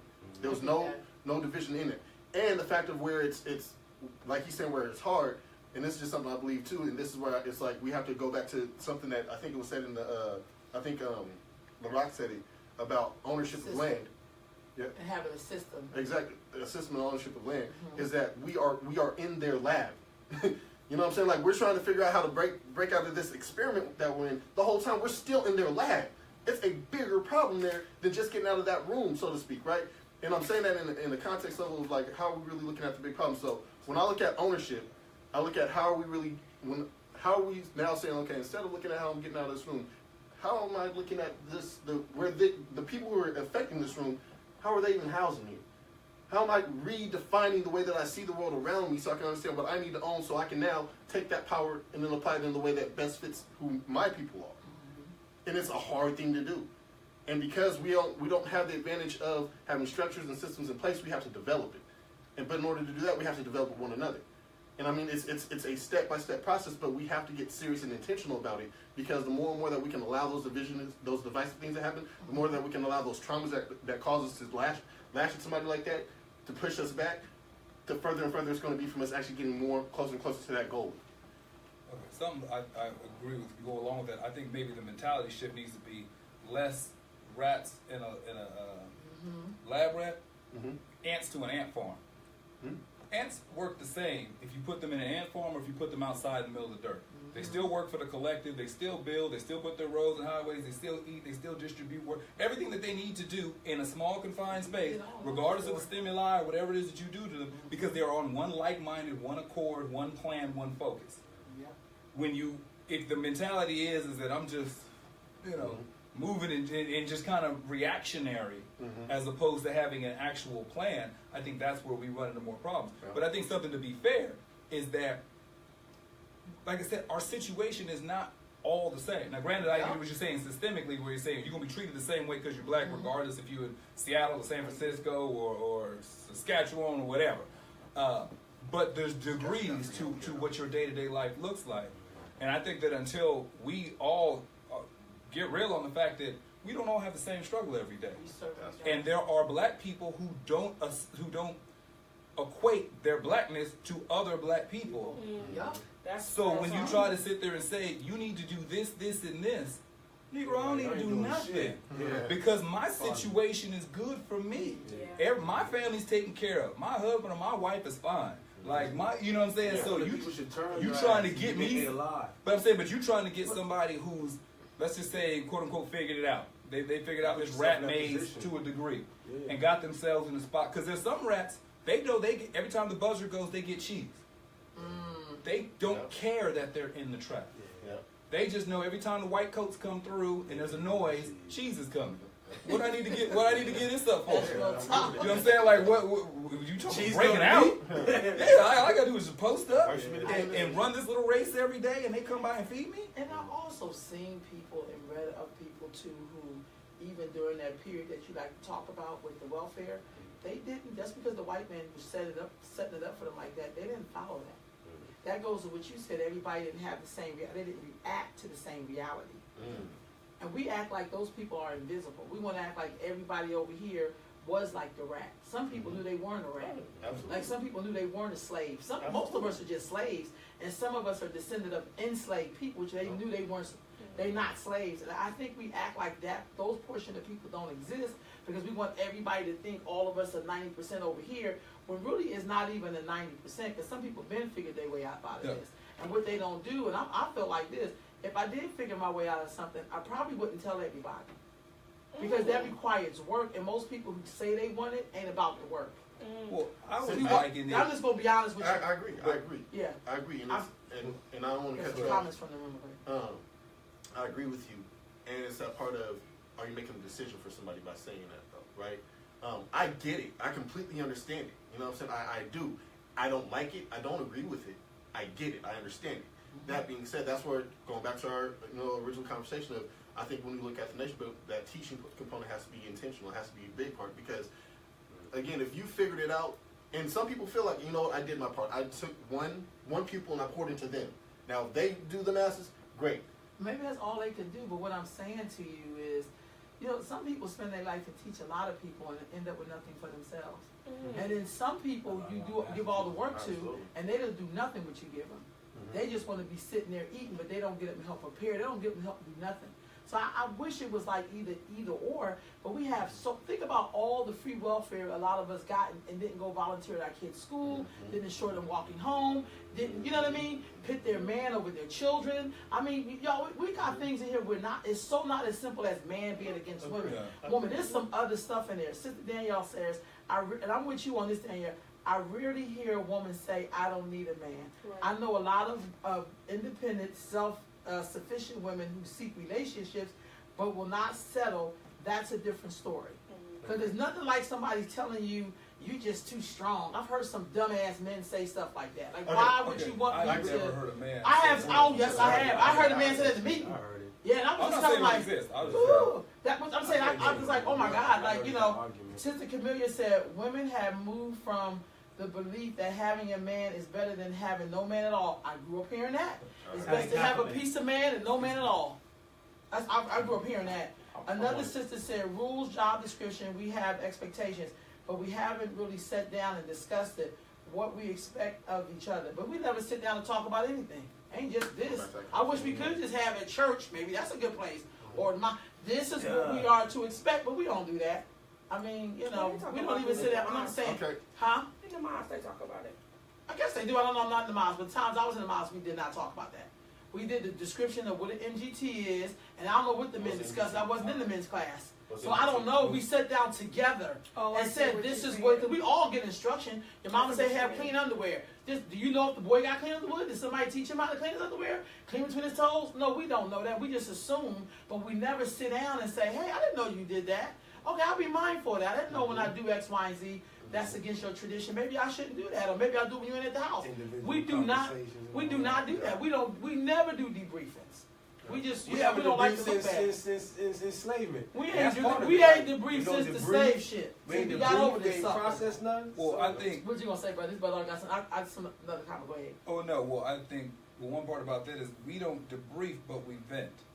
So we don't get. But not to the person we should be venting. No. What I'm saying is, I think so. Maybe not the individual, but we vent about what we don't like. I get that. And I don't like this. I don't like dudes who are this. I don't like women who are that, whatever. Instead of saying, or is you call it a debriefing process where it's saying, this is what I want, this is what I'll tolerate, this is what I won't tolerate. We do that, but it's just a real unstructured conversation. And there's no rules to it because it's like typically the people who do that don't have rules for themselves. I agree. I'm just laughing at Keon. We got little jokes over here. I agree. One thing I want to throw in this conversation, especially when we talk about the men and women dynamic, I think that there's a broad stroking that happens where we talk about that slice of dudes who don't handle the responsibility, that leave, that accept leaving or being taken out of the home and don't try to rectify that, get that accountability right on that part of it and really make up for that. I think that there's a big sector of men that's really left out of the conversation. The men who actually do it. The men who are single fathers. I agree. The men that are, because I can honestly tell you the majority of men that I know, that I personally know, are really intentional good fathers. Now, to be fair, they're not always with the woman that they had that child with, but they are definitely fathers. And when I say fathers, their child lives with them. They raise them. They show up at schools. They do everything that they need to do. And these men aren't talking about. Now, I'm not saying that these are flawless men. They don't have failures and everything too. But when I say token of where, if this is a good man, a good father, and he's working and providing, what happened to that woman? What was that woman's reality that they're not together either? Okay. Because there's accountability part on that we don't talk about too. And that's a new phenomenon. No, but I think it's something that's real to address. A man can be a horrible mate, but a phenomenal father. So just because he wasn't ish for you as a boyfriend, baby daddy, or husband, does not take away anything of his ability to be. But there's a lot of times, if you're still salty about the relationship, a lot of that rhetoric transfers over to what type of father he is. Same way with dudes. It's not like dudes get a pass. If that relationship went south, you understand when you break up with somebody, especially if you were married or have a family, start bashing and all that. This is usually even if you have a baby together, a family together, there's a certain degree of affection or adoration. This is usually not your most favorite person on the planet. So when you have stuff to say about that person, a lot of times there's going to be some slick stuff that's worked up in there. And a lot of times those conversations overlap into their educational level, how much money they make, and their parenting. So there's a lot of negative rhetoric that gets thrown around and put upon black men as parents just because the relationship went south. So I think that's something that we have to be mindful of too. So he may have been a crappy boyfriend or husband, but he could be on point all day, every day for his kids. And I don't think we give enough credit to Nomer about, they'll say 70% of black kids grow up out of wedlock. Yeah, because we do this little thing culturally where we'll be together for 30 years and not get married. You know, we'll sit there and have I know a lot of women who are not married to their child's father. Well, no, but I'm saying statistically most aren't. But it doesn't mean that there's no father there, father involved, or even a man in the home. But what's the purpose of getting married? But what I'm saying is, you can have some of it is religious, some of it's whatever. There's multiple reasons, economic, all that, because for why you can get married. But what I'm saying is this idea that because two people weren't married at the delivery of the child, does not mean that there's no man. So if you sit there and say this child was born out of wedlock, they fall into 70% of a woman who gave birth as a single mother. Dude lives in their house. Like they're just not married. So that shit for taxes. I'm saying so statistically they got over. That's how you beat the system. But I'm saying, but there's a lot of dudes who are there. They're physically in the house. They live together. You know, they got how you win. They have That's how you kids. stay faithful with They got married after the third kid was born. All three kids are born out of wedlock, but they lived in the same house the entire time they raised them. Somebody said it's a Camilla said it's a mindset that needs to take place. A mind shift, that needs to take place. Since we're still talking about control issues, well, here's the thing. I'm not saying this. I'm respecting how you process stuff. I just know from the line of work I am, a lot of women. I've worked in the birthing area forever, built clinics and everything. Black women come into their doctor's appointment by their damn self. Other groups come in, Latinos. That's why I could probably rock with a Catholic because those Hispanic men, that just came over the border. They are at the doctor's appointment with their baby's mother or wife or whatever. Being a Catholic must mean something. But all the years I worked at a clinic that I helped to build, and even now, black women are the most unpartnered woman on the planet. And so my thing is, we have marriage there for a reason. I don't know why we keep negating it. I mean, if gay people are fighting for it for the right, why are we sitting up here not taking advantage of it? That to me, I'm not going to sidestep that. I'm not going to, we believe he live in a house. What's the use of living in a house and we don't know if you're contributing? So when I work with my middle school girls, I ask them all kinds of stuff. That's what I do really well. And when I ask them, how do they feel about their mom? How many of your mom is married? No hands go up. I said, well, how many of y'all mom been still with your father? Well, then they start saying stuff like this. Do you mean that means if you come visit or if I see him once a year? Like, we got our kids guessing. They can't even give a straight answer. That to me says something about us and our inability to be very straight on something like marriage should be very straight. When you have girls saying, I want to be a mother before I'm a wife, that says something about our trend. Because really you're supposed to be a wife, then a mother. Yes. I talk to women all day when they had their first kid with their baby's daddy and they was in the hood or whatever, and he wasn't there, as opposed to when they got married and then had their other kids and the husband was there. Totally different experience. Yes.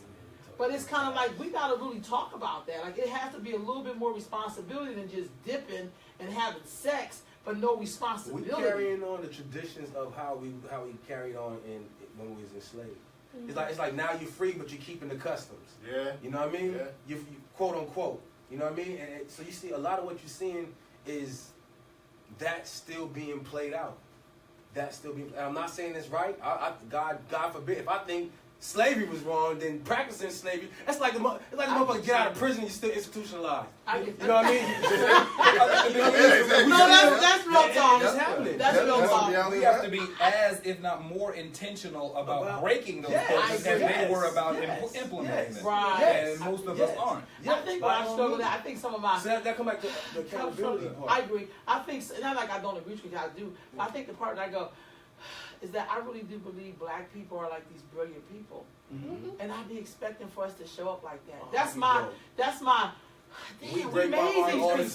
We made these people. That's all I can think in my mind. Like, it's like telling your child, like, I didn't teach you. I'm your mama. Like, I don't know how else to... Because, and I go back to this, and I won't stop going back to this. It's keep going back to it. It's the traumas. It's the traumas. It's the traumas. It's the traumas. It's the unaddressed traumas. Because that's what keeps that culture around. Again, hurt people, right? I get that. Good intentions can still hurt people. Yeah. So even where we're trying to break those cycles, right? Like you said, it comes back from that slavery. Again, families were divided then, and they haven't been allowed to really be wholesome in a full sense for black people ever since then. There's a reason why when we get 18, we're pushing kids out. Versus every other culture is like, you can stay until you're ready for your own. Right? That's a big cultural thing. I mean, go across the board. You can point to any culture you want to look at, and that is something that, as black Americans, we're the ones who don't do it. The ones who don't do it. It's like we scared. I don't disagree. I don't disagree with that. It's so many. It's like we scared. We scared because, like you said, hurt. So they keep us away from them, and so we taking out all of our shit on each other. That's the problem. Yes. They got us like this, and we taking out all of our frustrations on each other. Mm-hmm. When in all honesty, the shit should be the other way around. But we scared because we talking about liberation. We talking about what's really gonna fix this shit. Get free, right? When I say really get free, I mean really get free. And I mean freedom costs blood. Are we gonna really talk about it? Because other than that, we gonna keep doing it to ourselves instead of the oppressor who's keeping us in the conditions and all that stuff. When we really talking the bottom line, which is why the United States have a military and guns. We talking about guns and freeing yourself. And we nearly not finna, but that's a different conversation. But it's the same conversation. I do believe it's bloodshed, but I also think we got to make sure this has some kind of, because if this ain't straight, we can kill each other like we're doing right now. We totally got the white man didn't even got to show up. We just do it for him. So I'm just saying we got to get this right in terms of our love and that self-hatred, dealing how that appears. Check yourself when you start showing your self-hatred to black folks. By asking why somebody's so black. It's check yourself, but it's also can we let somebody else let us know that, yo, wait, I might need to be checked. I agree with that. Like, y'all just check me right now. Like, I was just like, okay, cool. I didn't hear it that way. But I agree. But I also think some people, we don't know how to. We can't take. Like some people we're not gonna be able to check. Some people got. True. The ego kicks in, and then they take everything as an insult. And true, but what I'm saying is, but what I'm looking at with that too is the same way that we were talking about. Some people are just gonna be a certain way, or whatever. It's you can't stop a progressive movement forward for the many that it may change because of the few that it won't. You know what I I'm agree. saying? And it's that's why I focus on it. And I keep going back to that part of with the traumas. We have to learn ways to kind of heal ourselves and really give space to being able to do that. When you heal yourself, you're a lot more prepared to go out and go into battle, right? I'm not going to go out into war if I just got my leg dang near chopped off and it's coming together, but really one good blow can blow it off. Versus wait, let me give myself a full month, couple months, whatever, where I can do this again, and now I can get back out there and rock. It's good enough. Exactly, right? That good enough. Good enough to get you killed. They do that in Thanks, man. Look. No, I'm just joking. It's a joke. No, I hear you. So they act like they stuff is super in 300. Infantry is everything. I'm sorry. But you look at the structure that they came from. No, I agree. But I'm just saying, in 300, they really think that one man going against 10,000. I mean, I'm thinking of that one scene in Game of Thrones when he was running. I was like, how he gonna go against this big ass army with 2 giants and he a mortal man, but he like, I'm going up like with a sword. Like, now we know nobody's gonna really do that in real life, but in their mind, they believe they are that great. That's how you can come up and say something to you. It's like, you don't even know me to come up to me like that. I'll bust your head at Thomas Levere wrote a long one. You gonna read One that? of our biggest problems is we want to agree on leadership. Is the man the leader or is the woman? I think at this point we Phil, she have more I than think she's still. Wait a minute, I'm trying to figure it out. I'm not sure. I just read it straight. Entitled to leave because she bears the children or has been abandoned. Oh, okay, I get what By she's the saying. children's Or is father. the woman feeling entitled to leave because she bears the children or has been abandoned by the child's father? And then there becomes a disconnect in leadership. We need to reconnect. I get that. And then Camellia said there was still marriage ceremonies in slavery. It's true. Because most of us, I feel like, not most of us, I got to do percentage, maybe 30%, I don't know, did not really believe we were slaves. They did not take the time, like, I'm a slave, welcome to the plantation. Some of them was like, we run them and put some glass in the food. We had a lot of rebellions going on. Absolutely. I think they're my peoples. Huh? They're my peoples. I don't know, Keon. No. Oh, we got another. I got another comment. Go ahead. We got another comment. So this brother is speaking to the fact that that we keep taking our trauma out on each other as opposed to the person or the people that inflicted the wounds. And he said only because it's harder to take it out on our oppressors. It's harder to take it out on the ones who inflicted the wounds because most of the time they're not directly in our face. And that's exactly what I said. They keep us at bay and they keep us together, and we take that out on ourselves. And that's a mental thing. No, I'm just Look, man. No, y'all know I'm messing with y'all. I'm messing with y'all. Look here. So how do we deal with these traumas for real though? Like how? So somebody's watching, and how do you propose that you deal with traumas from slavery that you may still be practicing? One, you got to be able to name them and address them. So case in point, you can't stop learning. So what if you're a buck, and you just can't? Bucking is in your genes. How do you propose? No, I'm laughing, but that's probably one of the realest ones there is. Define that. A buck is someone who, a buck is who. someone whose job it was to impregnate a bunch of women but have no responsibilities for them. That was a buck. And we have some women who are breeders. What if you're a breeder and you don't know how to stop being a breeder? Like you don't know how to, say no. Thank you. Maybe. So buck and breeders are like the number one answer on the board. Like, maybe those are the reasons. Like no.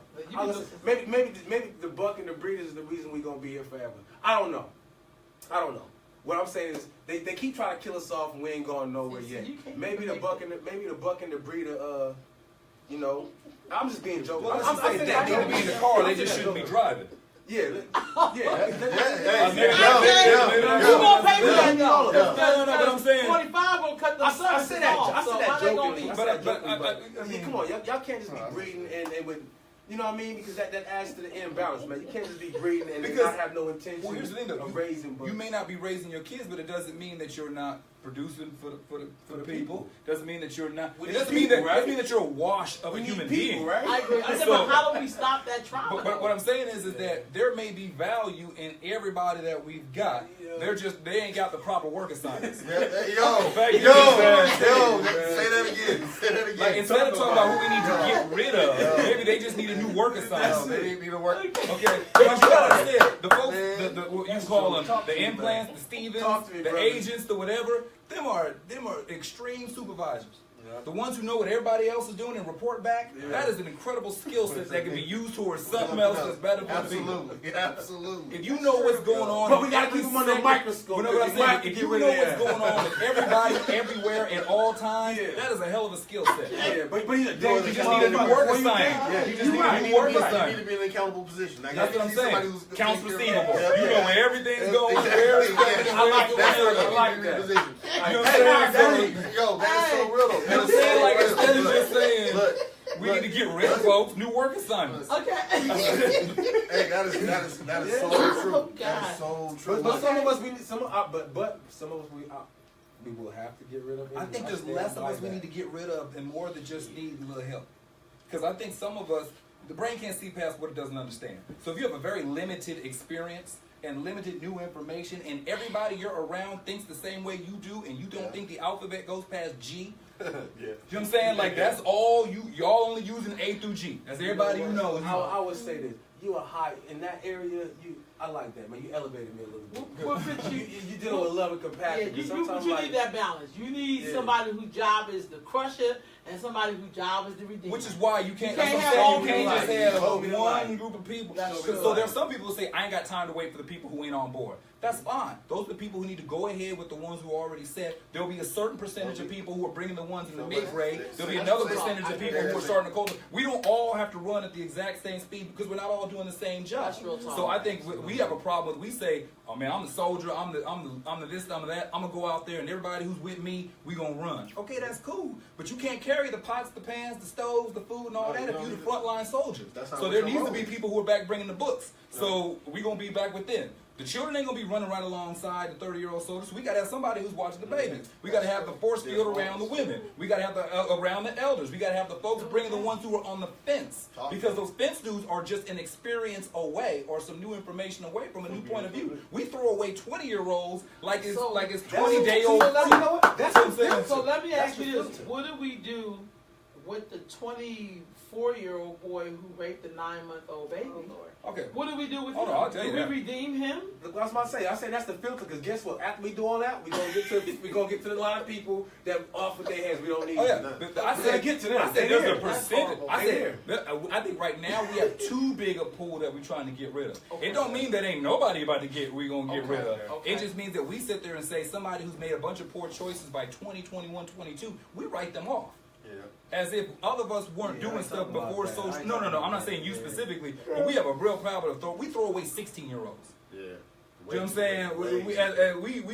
He ain't gonna be nothing. I think society. You know what I'm saying? I think mamas hold on to their sons when they knew they wasn't gonna do much when they was 13 years old. Some, but I'm just saying a lot of mamas do hold on to their sons. Even when their sons ain't, they'll keep them before they keep their daughters. Yeah, but we talked before. I work with young boys. So I really don't work with young girls too much, and there are a lot of. But I'm saying, but there's a lot of mothers because typically there's a couple fathers who bring their sons in. This brother right here, but a lot of the mothers who bring their kids in say the kid is 13, 14, and she's saying this is my last resort. Yep. Like at 13. He just got there though. But I'm saying, but at 13, she's saying like I'm about to wash my hands of him because I don't know what else. Like he's about to be a lost cause. In the 9th grade. Like I'm saying, like I get it, there are women who hold on their sons who could be a serial killer and they say that's my baby. But there are still I'm serious, that's real. No, I agree. I agree. At the execution, it's the mama and the victim family. He was showing signs that she didn't do nothing. And then she gonna wait till he get off the chain and then bring him to you and be like, could you do something? But I'm saying, but that's real. When he was 9, kids just don't come out they won't like I'm a terror. Like it's a thing that they work up to, and you as a mom or as a parent, you see that, but you don't have time for that right now. That's gonna mess with your going out or whatever, having to do whatever. I agree with you. That cracks me up. But I'm saying, but we have there are a lot of young men who are thrown away before their 18th birthday. They're already written off. They've been kicked out of school in the 8th grade for whatever reason. And I say this to myself. When I was in junior high, I used to fight a lot because my parents' divorce upset me a lot more than they thought it was. Because I went to stay with my mom and she was going through a bunch of emotional things on her own. So I didn't bring those problems home with me. I just took them out with me when I left the house. So I was getting suspended. I could have very easily been very problematic by the 9th grade. You know what I'm saying? Like it's just the fact is that we throw in the towel on some folks a little too early. So when we talk about who we need to get rid of, there needs to be a certain sect who's like, I got a little more patience. I got time today. Yeah. Like I could fight with you, but at this stage, you can replace my physical body, but maybe you can't find somebody with the compassion and the time for somebody else. So you go up there and do this job, I'm going to do this job. You over here take care of this, and we do, like I said, a lot of this just needs to be just new assignments. But when I say that too, I'm definitely not talking about the babies because everything's about I'm talking about a lot of adults. Well, I'm saying, I'm talking about adults. But I'm starting. He's like adults. But with that being said, like, if you, I'm not really talking about the baby. I know that they need to be molded. But let's call 24. Let's call 24, 25.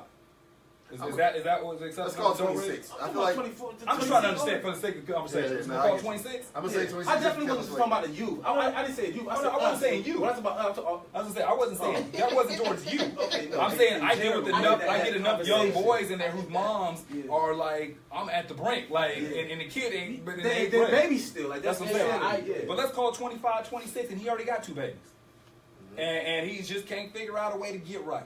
And he's still making them. And he's still just whatever. Let's not call him a criminal. Let's just call him irresponsible. Like he ain't out there robbing and folks. He's just not taking care of handling his business like he should. Yeah. Those dudes I don't throw away. No. But I'm saying, but as there are certain people who say yes. Oh, he's too old. He passed the point of listening. I ain't got time for no 25, no 30-year-old. He should have figured it out by now. So we throw them away too. That line, look, that line right there pisses me off so much. They should have figured it out by now. Man, even a wise man can learn from a baby. Why didn't you figure that out yet? Yeah. Like, for everybody who says that, like, there's this age where all of a sudden you stop learning and growing, that's not true. You were literally growing until you Everything die. died, yeah.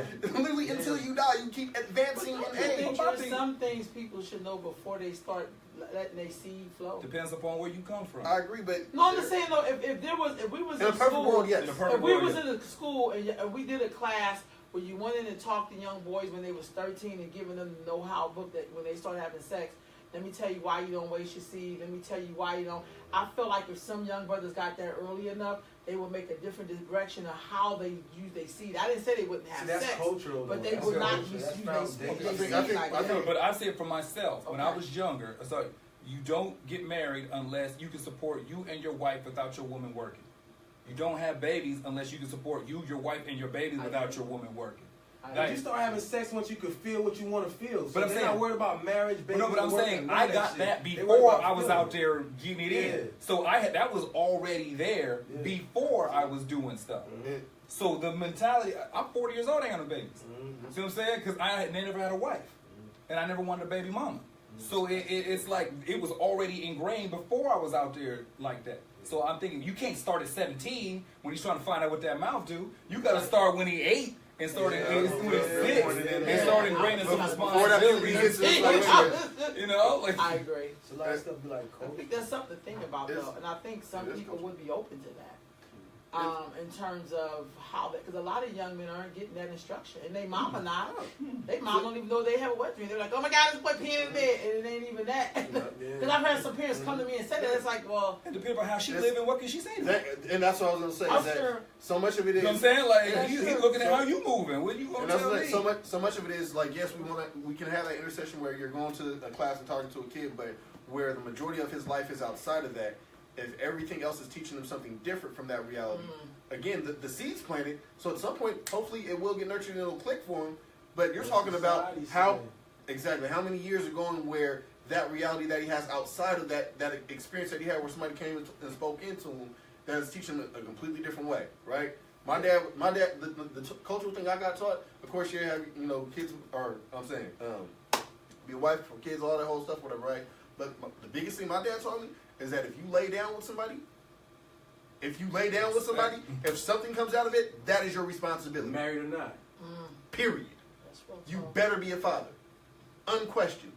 Because this is going to happen with women, it's going to happen with men. But if you make that decision, no, regardless of the protection that you put on them, you've made a decision at this point. And you did. And we don't give enough credit to the visual lessons that kids learn. We always go for what they're told. Yeah, The fact of the matter is, People do as you do, not as you say. but let's be real though. If a boy grows up in a single parent household where he lives with his mama, and it's his mama and 3 kids, and ain't nobody in the house got the same last name.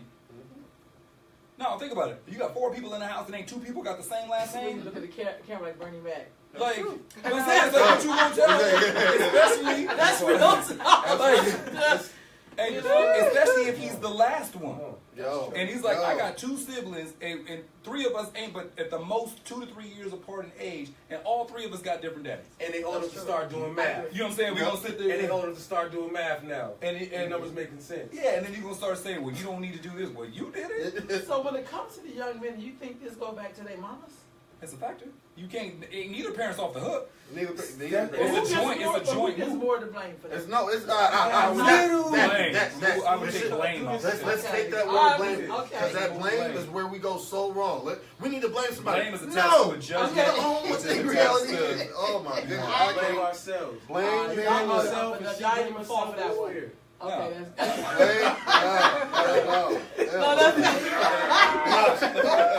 All these missed alley-oops up here. All these missed alley-oops. He's sitting there throwing them up. Like, who gonna shake it? Who gonna shake it? Everybody because I was on there about the like when dudes throw the garter at the wedding and don't nobody go for it.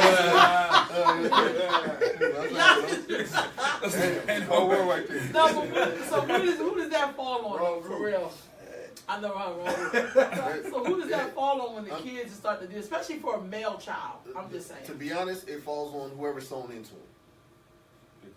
It falls on whoever's sewn into him, because the reality is 70% of women are raising their kid by themselves. It falls on the mother and the father's same way, I think. But he said whoever. So, and here's what I'm saying: whoever sews into them, we're thinking that just the natural part of their 70% of mothers that are single mothers, that's not the only person sewn into that kid. 9 times out of 10, there's an uncle, there's a cousin, there's somebody who lives in the neighborhood who's speaking to them. You know what I'm saying?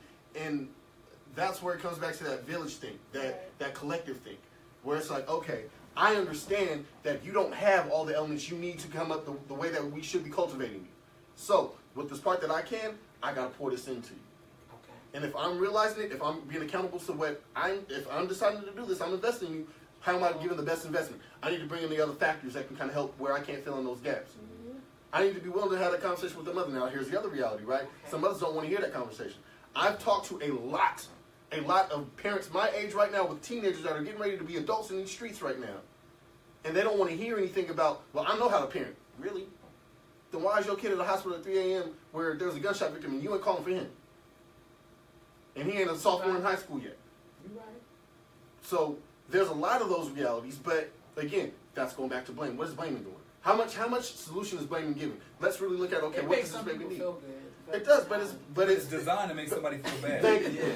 But I said that's the opposite. Heroin makes somebody feel He good said too. what does it do? I said it makes them feel good. Heroin can make somebody And feel some good people too. don't make them feel nothing. Like, I'm off the hook and I can go home. Yeah, but if somebody's doing the best that they can to say anything that's good that they may need, they take as a personal indictment as on their parenting. So if you sit and say, I pay all the bills, I'm the only one here, I do this, that, and that, to say that my child still needs something in some way is saying that I'm lacking as a parent. I get that. So you telling me that I'm not enough, and they take that personally, as opposed to saying, nah, this is something that's necessary. You know, you know what I'm saying? You would say, well, I give my kid this and that, but he ain't got no vegetables? If I give me, you need some vegetables. Like, it's just, you know what I mean? It's not an indictment of your ability to provide. It's just something that they need. And for some people, they can't hear that. And here's another part of where that can come from, too, when we talk about the generational side of it, right? That indictment of the type of parent I am. Well, let's look at what they've seen the parent before. Let's look at how they're intentionally parenting because of what they've seen from their parents, where they're like, you know what, my mom didn't give me this, so with my baby, I'm going to give them that. I agree. And I'm going to pour in that. Still missing that, hey, my kid might not have everything, because I can't literally give it to him. I'm trying to give them everything I have, and I'll break my back behind it. And because I break my back behind it, I'm going to be really pissed off when somebody tells me that I'm not giving for my kid. Give it along with that, because y'all, but we have to own up to the fact that there's a certain degree or a certain percentage of the population that said, I'm going to do it my way. Yep. And regardless of the repercussions, I'm not about to take this L and say that I need help. Yep. So I decided to stick with somebody that everybody told me I need to get away from. I'm going to drop out of college when everybody told me I should have stayed. I'm going to move out when everybody told me it wasn't the thing to do. And I'm going to make this work when everybody told me it was a bad decision. Now I'm in a crappy situation. I can't come back to these people who are willing to help me. But I got to own that L. I'm just going to ride this out till the wheels fall off, and that may get expensive to my child, because I'm not about to eat crow and go back to these people who told me I was wrong from the jump. That's real talk. I'm not going to be humble about the lesson I should have caught. Sister Renita said, Black people aren't allowed to go through the human experience. We are humans like every other race. We all have strengths and weaknesses and evolve with time. Some sooner than others. We just lack the resources and generational wealth to fall back on. I agree with that, but I think all the other human race have not been through what we've been through. You took the words out of my mouth. I knew you were going to say that. I mean, I agree with you. I think we are human beings, but we don't always, We start on third and long. Man. forever. No, it's real. That's real Some talk. people start on 2nd and 6. Some people start on 1st and 2. Right. So but we start on 3rd and 17. 57. You know what I'm saying? We started 3rd and 17 on 5. On That's the what 5. I'm saying. Like, And you can't punt. Yo, Like no. it's Punting is not an option. you gotta got go two, for it. You got 2 moves and 1 mistake to make. And That's it. in 30 I seconds think to it do was a it. comment for And you 30 that seconds to y'all go. said the interior decoration is fire. What? That was Keon. Keon did that. I was working with what was already in here. Hey. And then Joey Garcia said, "I agree. Each one of us is responsible for raising every child." It comes back to that village mentality. Like, we all we got in this mug. Man. No matter how you look at it, no matter what we going through, we are all we don't own nothing, not own, but we don't have nothing but each other. No. You know what I mean? We don't. And until we realize that and really start to value who we are, what we are in that, we're really not going to get nowhere. All that blame game and finger pointing and you versus me, it ain't going to get us nowhere. And we know who the enemy is. It's not you versus me. You know what I mean? I don't think we know who the enemy is. Well, I mean, the reality of it is, well, the I don't boat think sink some of in. us have a clue. Everybody can argue about who put the hole in the boat, but as it's going down, does it really make a difference? I'm still like, at this stage of the game, we're taking on water. Can we deal with that later? And I think that's what, as just Africans in America, man. Because, you know what I mean? It's not just man versus woman. Like, it's all of us versus all of us. Yeah. It's all of us versus all of us. And I ain't gonna get us nowhere when it's one person or one versus all of us too. Yeah. Well, it's like we jumping in. I forgot who said it. It's like, you know, we taking on traits of the oppressor. They all against us, so we like, yeah, let's turn against us too. Like, how insane is that? Like I said, depending upon your situation. Yeah. I always liken life to the Matrix movie. Remember the favorite? And Yeah, when Lawrence Fishburne Morpheus was explaining to Neo about how they save people, he said, look, there are some people who are plugged in, and they will fight you to stay plugged into the Matrix. You better say that. So even though it's to their detriment and they're being used by a greater machine, they have become so naturalized, so familiarized, and so accustomed to this system that they will fight you and even kill you to remain plugged into the machine. So there are, like I said, so the different percentages of folks, there are some folks who are fine with where they are. Yeah. Like the one dude, he went out of his way to get plugged back in. Yeah. He got freed out and was like, nah, I'm sick of that. Nah, son, could put me back in. What they got to do with him? Oh, wow. Exactly. He was like, But that was I'm tired of living, because to be free, he was suffering. To be free, he was exhausted. To be free, he was like, To be free take work. But he said, It takes that's work. what he said. He said, Yeah. all I do is what this guy tells me. That ain't free. Good. Yeah. He didn't want to be a worker drone for the rest of his life. He said, at least plug back into the machine. I had cush. I had a good situation. And when I plug back in and turn on my folks, I'm gonna be in a better situation. But you know what that was about? Literally saying, when you are asleep and you're oblivious to the world, the house could be burned down, and you're in a great dream. Yeah. Don't wake me up. Don't wake me up. Because guess what? Once you wake up, it's shit to do. The kids got to go to school. You got to go there. You got to brush it. It starts with the basics. You just got to freshen yourself up. But there's work to do. Some people ain't about that work. And where we at right now, it's all hands on deck. So if you ain't willing to be a hand on deck, we don't need you. Well, my We thing We is, don't need you. the folks who are content with being plugged in, leave them. Yeah, don't even go out there. You know what I'm saying? If you like, look, I like the situation. Like I said, for the folks who Well, not in war. Not in war. Because No, you're a in liability. At this point, you become a liability. to leave them plugged in. To leave them plugged in. No, I don't think. You don't think? Oh no. He's I saying- think he's there's a saying- lot of he said- strategy. I hear what he's saying as far as I hear what he's saying as far as like they become a liability because what's going to happen with being part of that system, you're going to be used to defeat the efforts that you're putting on. Not that's what- necessarily if they don't know what they're doing. Well, it's but that potential is there is what he's saying though. It's not saying that that'll absolutely happen. That potential was there for Cuba, and they made it through. I get what you're saying. I They gotta could all talk about potentially some be real water, used. yeah. But that's like, what if? But to me, like I said, when we started this thing I off, we get talking what about you're saying. tiers and levels. I hear you, I hear you. When we start talking about those folks, Yeah. that to me is That's so a far different down the side. road. Bro, I agree. So if you're somebody who figured out a way to be in a nice little middle class suburbia situation, Even your there. kids go to a school that you want them to go to, your day-to-day life looks like what you want it to look like, there's no reason to call you Cause you ain't answering the phone anyway. Like I don't even need to even sit there and try to have the conversation about it. They don't even need this. Yeah, they're like, and plus they'll come to the battle in a different way. Yeah, they're like,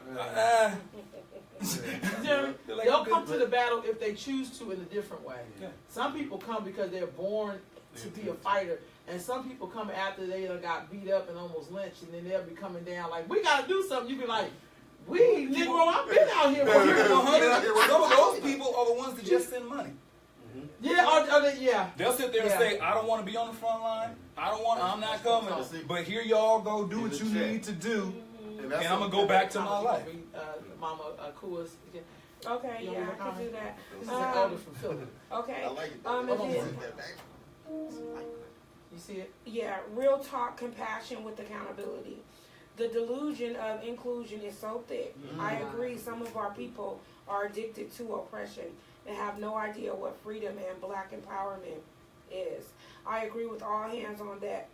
Those brothers and sisters who know need to do more and teach and avoid the distractions and toxic folks and situations. That's real talk. I don't disagree with that. I definitely don't disagree with that. That avoid the distraction is where I was going to kind of piggyback on what you're saying, because I agree with you. I think that there are unique roles that everybody plays that ultimately moves everything forward. For those who are completely tapped into the system, like, you know what, I'm good with this life. You can't waste energy and time on that. You got to move past it. You got to assess it. Up, this is what you are. Cool. I'm gonna keep pushing.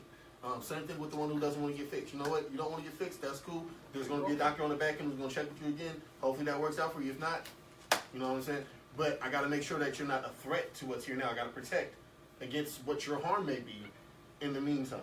I have to acknowledge that on my part of it, because then that's ignorance on my part of what this role is going forward. Enemy does that. The enemy puts us on a list about this one talked about that. Keep your eye on that person. They don't come and arrest you. Cause they're not in the rush, they wait until you make a move. Right, keep an eye on. But you know what I'm saying? Keon, you said something about man being against woman. Do you really think it's like that? Because you just said that. No, he did. She went all the way back. No, you just said that like I'm in the water. We're gonna get there.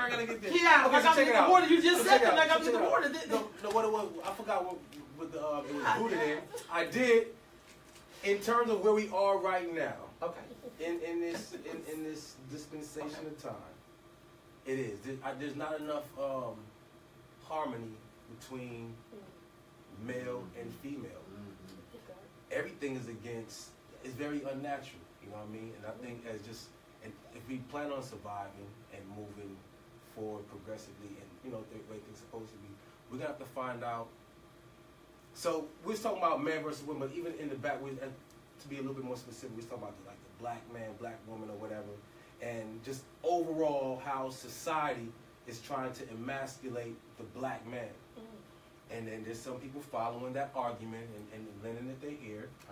They're lending it their ear, and some shit gonna apply, it's gonna sound good to you, because some parts of that argument may suit whatever you're going through in your personal life.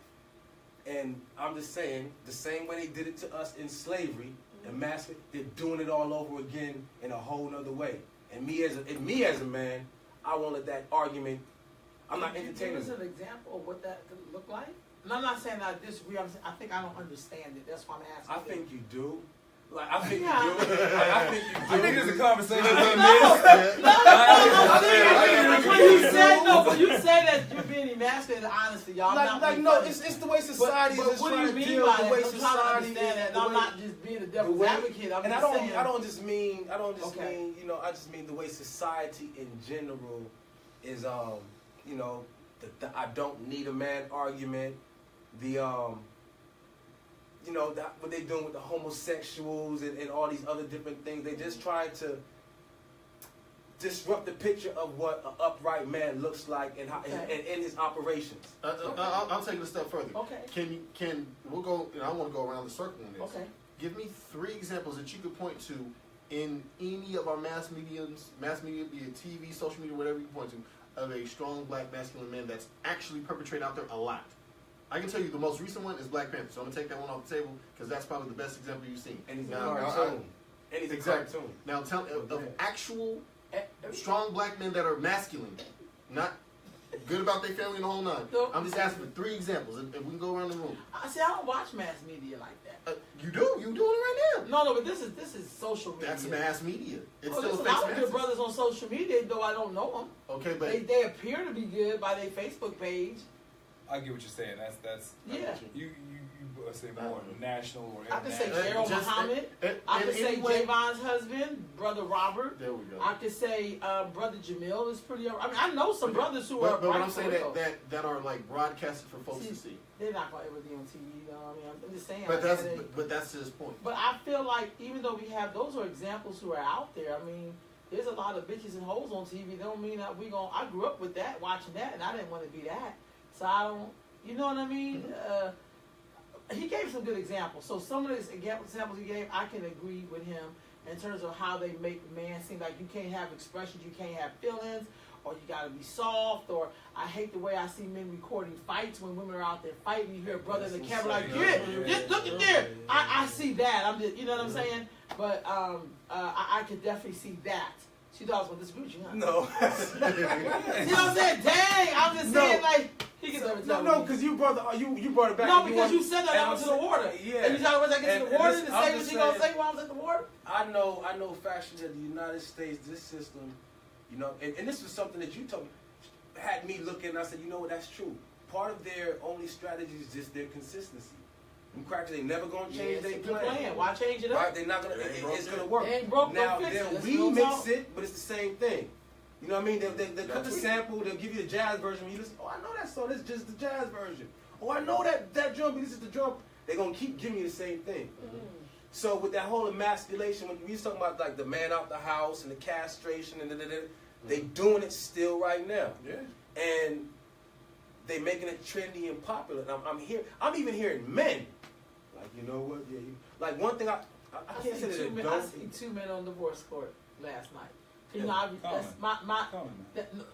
I was shocked. I seen 2 women on there, but I'm talking about 2 men, and because I record I like the black judges because they're hilarious. But I was like 2 men and one. It was like now it was just all brothers. Sister was a judge, you know. But I was like, what was the rest of the world must think when they see some shit like that? Okay, well, keep it real. So, doing the math. Now, because doing the math, there's roughly 48 million Black Americans. There's about 50 a minute ago. You That's why and 2 million Indians. So there's less than But the reason why I say that is that the average white American does not have an intimate relationship with a black person. So when you go across the 50 states, the average white American, they do. The average 50 states. Okay. So there may be somebody who worked 2 cubicles over, or so-and-so's a waitress at the diner. When you talk about an actual intimate relationship, the average white person does. Most white people don't. So because of that, most of what they base off of black people is what they see in movies, TV, music, internet. So when you see, there's white people think all black dudes are gay. Because the only black dudes that you see on TV are all homosexual men. Especially the housewives of Atlanta. You know what I'm saying? So they think that all this is you know, the idea of a James Evans is crazy. And I thought he was realistic. You know what I'm saying? Like the idea of... but you know what? Right, and that's a beautiful thing, right? That vision, that man. Yeah. And you know what most people will call that today? That's toxic. That's toxic masculinity.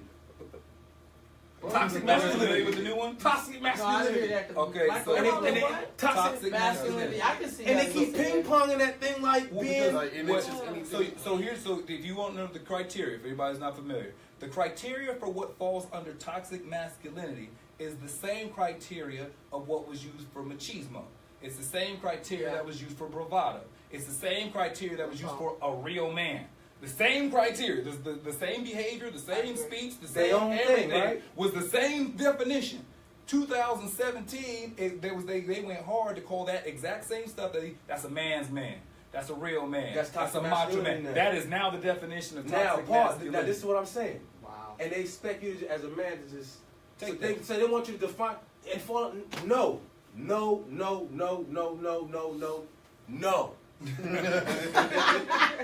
Straight up. Well, I disagree with that. I'm with you, bro. Like it is something that I have a big problem with because, and this is something that I think one of the earlier shows that you had that I appreciate the conversation I had to inject into the dialogue is that when we talk about the roles of what the current state of what the woman is and where the black man is at, what do we need to re-envision what that role looks like? Because as a strong black masculine man, please believe I love every part of a woman. I have no desire to be a woman or be feminine in my nature. That's not dismissing anything that I love about women. I just enjoy being a black masculine man to every sense of the word of it. I will teach my nephews that. I will teach my sons if I'm blessed to have them that, and so on and so forth. To that end of it, though, where I am very supportive of strong black women doing amazing things that, again, have jumped ahead of the curve on people. How do you feel comfortable as me, as a strong masculine man, supporting you in what you're doing and still lifting up my brothers to be strong in who they need to be too? I agree. It's a conversation that happens a lot of times where, and this is why I said that part about I need to uplift the strong black fathers that are out there, that are good men, that are doing what they need to do in X, Y, Z. Bad in certain relationships, great in other ones, because when they're with that other mate, things are rocking. That's a huge factor that doesn't get enough attention. So within that is that, where can we look at that lens of, okay, well now that women have advanced so far, what does that look like with us working in unison and partnership? There was somebody who said earlier that there's no clear definition of leadership. I believe, especially on family unit now, and it's really going back to it, but I think we have to handle it a little bit differently. It's still in a partnership of leadership. At some points, Queen, you gonna lead. At some points, King, as a king, I'm going to lead. Thank you. It's an exchange because there's to your strengths. Thank you. Sorry. No, you won't. You say absolutely. And I do think we have to drop the things that we learned that were not healthy in relationships when we were imitating other people. I don't even know if I believe that, because I don't think that misogyny is a white man's concept. I think it's just a male concept. I don't give a damn. You can probably see that over in Africa. We act like that's culture. No, it's really not. People abuse their power all the time. It's not like a white man invented that, or come on, we made everybody. That's abuse of power. So what does a woman's abuse of power look like then when she's in her strength? You know, I think someone can be us like talking down to you, or he'll find his way, or you know what I mean. Instead of saying we gotta wait for that brother. I mean, I know he coming up the rear, but we still gotta wait. So it depends. You know what I'm saying? But I feel like the same way that as a woman, I feel like we're always expected to change and be the person who I'm just gonna take it for the team. I grew up hearing that. And I grew up watching women do that, even if their man was totally wrong. Well, I want him to feel comfortable, so I'm going to change it up, So I'm just saying, also watching men do stuff that wasn't cool. If they had taken that out, the marriage probably would have worked. But no one's going to put up with you doing stuff and you bringing home STDs and shit like that. Ain't nobody trying. That's what I'm saying, but somehow we think that's a part of when you're the leader that you can do stuff like that. It's not okay. It's not okay. It's not okay for the man, and if the woman you in the lead, it's not okay for her neither. Well, it's about. But I don't think our issues are the same though. We don't do the same stuff to each other. Like women fight more with their mouth. Okay, well here let's get the bird. Get the bird. Get the bird.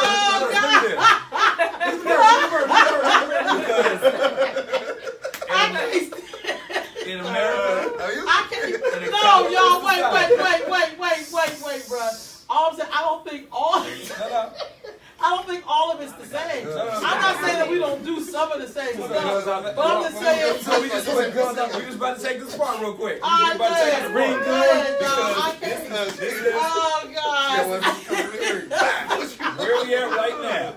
In these here United States, which is a capitalist society, where it's based upon the golden rule, as in he who makes the gold makes the rules. Yep. Women have adapted that in the sense of, if I'm the breadwinner, if I bring home the money, if I'm the one that's paying the bulk of the bills, I ain't gotta listen to like, and that same mentality is what. I don't agree with that. I don't agree with that. Oh wow. There's a lot of women who feel that way, which is how men have treated women. But you said. I said I don't think all. I said all. I just know we do more because when we didn't have money, we get y'all with this. Okay, but I think we can all agree that this is a some but not all conversation. Okay. You don't have to preface everything by saying. I'm just saying so we can all. So we can all address that. We know that nothing applies 100%. Listen, man, but there are a certain percentage of women who make the money, and because of that, Like that, it's the same way that men exploited women, or that men would flex on women because they was the ones with the money. Women are doing it now. And so this is what I'll be saying that often, even in my own analytics. I just say, you know what? I'm all for the sisters code. I am, but please don't make the same mistake that you labeled us making, because that's what you see. Well, how we gonna know unless we do it? Really? Wait, what? Really? Really? Wait, what? What? We don't know.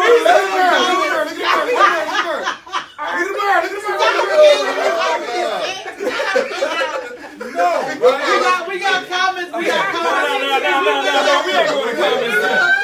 We let them know we doing it. Look, we let them know we doing it. We need to.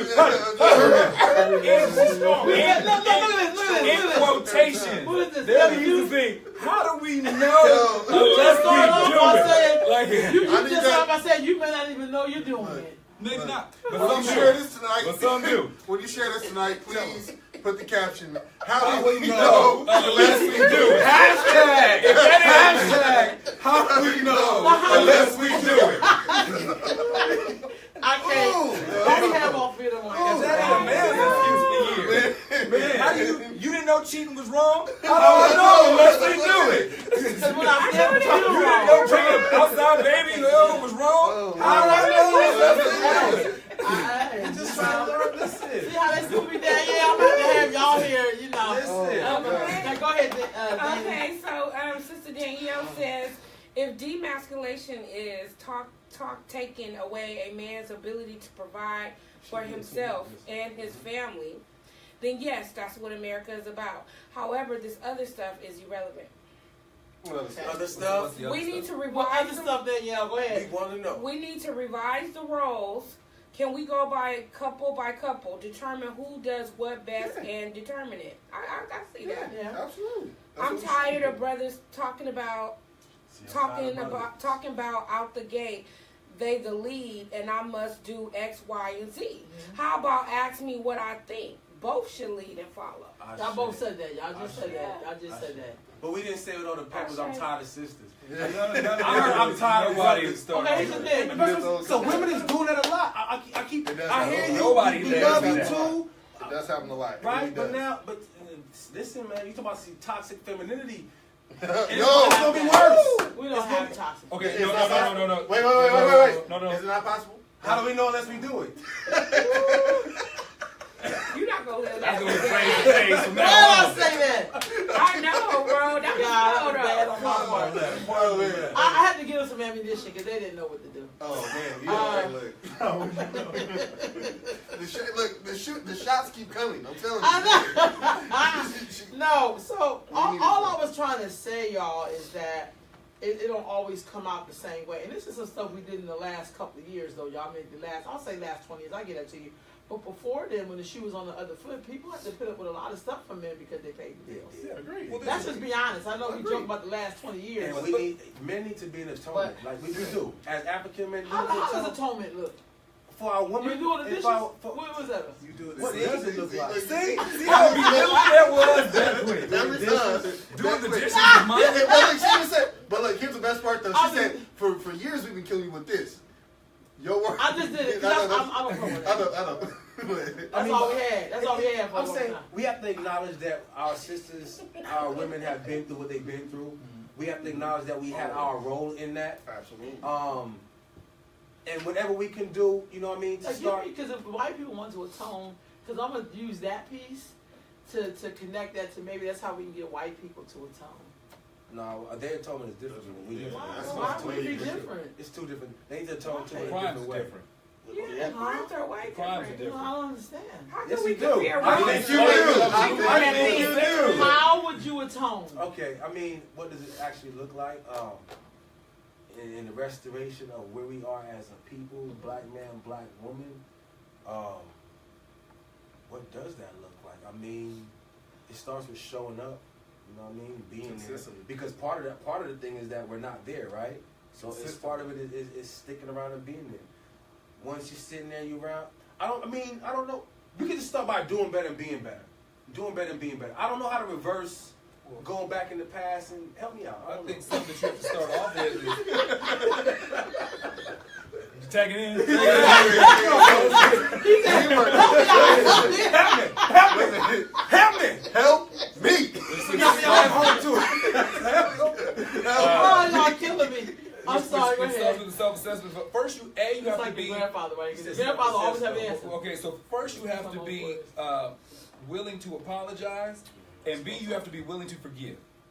Because if you have somebody who's come to you saying, I admit my wrongdoing and my faults, and I understand where I didn't directly, maybe I didn't directly do it to you, but I benefited from it, or maybe I was robbing to somebody's Batman as something was being done to you. I'm coming to you in a place of of apologizing, looking to how can we work to make this better. But if you're not in a position to forgive, then you are now still carrying the same resentment, anger, and that's for you though, not for me. No.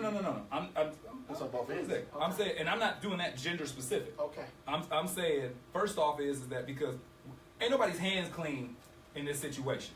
Now we can sit there and say that there were systemic things that happened that put things in place, but we've done things to each other when you go by gender. Now maybe I can tell by your face you ain't trying to hear all that. But white people can say that. Well, I'm not done with that. Are we starting? I thought Guys you are wanted to different start out with there. this. They better not fix their mouth. So, I'm starting with this. I'm I'm sorry. starting with black men and black women. If we Okay. starting there, if Okay. we saying, look, we've got all these traumas, we got these problems. For our healing to begin, we have to acknowledge the pain that we're feeling and the pain that we inflicted upon each other, and be willing to hear the other person out and start a process of forgiving. Yes. Like if you're saying, how do you atone? You have to start by acknowledging. Acknowledgement. And then you have to acknowledge, not I did this because, but I did this. Like, I can say my daddy didn't teach me this, my mama was that, the city I was in, whatever. But my two hands, my words, my actions did this, which inflicted this upon you, and I'm taking responsibility for what it is I did. And when that's brought to you, you can't, holding on to the anger, holding on to the, you did me wrong for 10 years, so I need at least 15 of you apologizing. Can they get like at least a couple hours? Well, no, I'm not saying it's got to be instantaneous, but the process needs to begin. Yeah. You're not going to apologize for everything you ever did wrong in your life in one conversation. And know that you're going to do more. You know what I'm saying? Like, being still. yeah, Wait, don't mix you want to those. do more? Not like that. No. Well, not that in the sense that As you're a not human perfect. being, that's it. That's What? all I'm We're saying. not perfect. In the sense that you're not perfect. Yeah, that don't fly.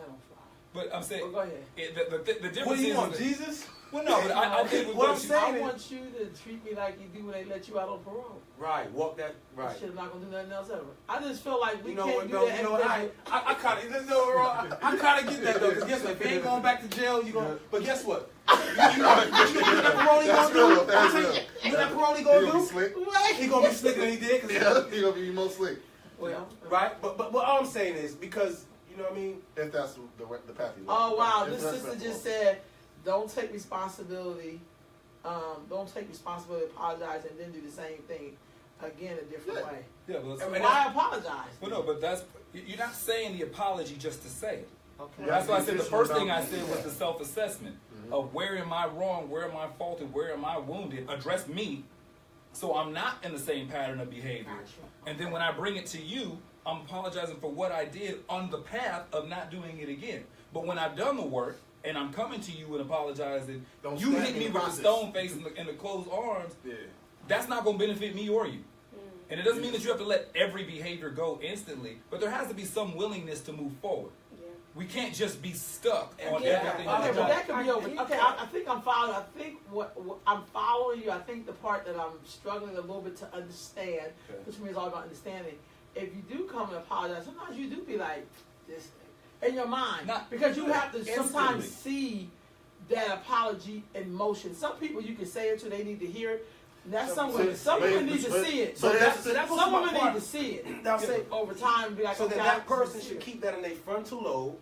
You don't let it fall in the back of your mind, and you be mindful. It's really mindfulness. Yeah, because, and I'll say this, I agree with the mindfulness part of it, but it can't be the intention of what you're looking at. Because if I'm waiting for you to mess up, the closest thing that looks like a mess up is every reason for me to check out and say, no, it wasn't going to work. Yeah, I don't mean like So- that. I'm just saying. Well, I just well, think no. sometimes you just have to show that. I really hate apologies, honestly. Mhm. I like wanna for see your people. I intention. want to see it, and then it's Yeah. like, I'm sorry, sis, and then okay, bro. I don't even say I accept. I say okay.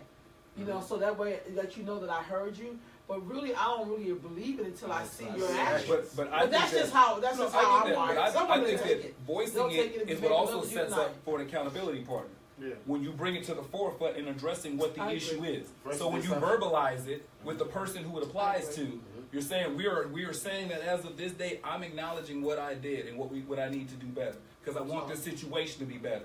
I'm not just gonna start moving in the shadows. I'm bringing it up, saying I admit my fault and wrongdoing. Like I'm saying, you know, I'm not just saying it for lip service, but because before I talk to you, I talk to me. And I looked at where my traumas and my triggers are and my problems and my faults and how I got to the behavior that I exhibit. And when I worked that conversation with me, then I had a conversation with you. So I'm already on the path behavior-wise of not making the same mistakes. But I'm bringing it out so me and you have this understanding that this is the accountability conversation we're having about this is a behavior that I'm saying I'm no longer going to exhibit. And you know what I mean?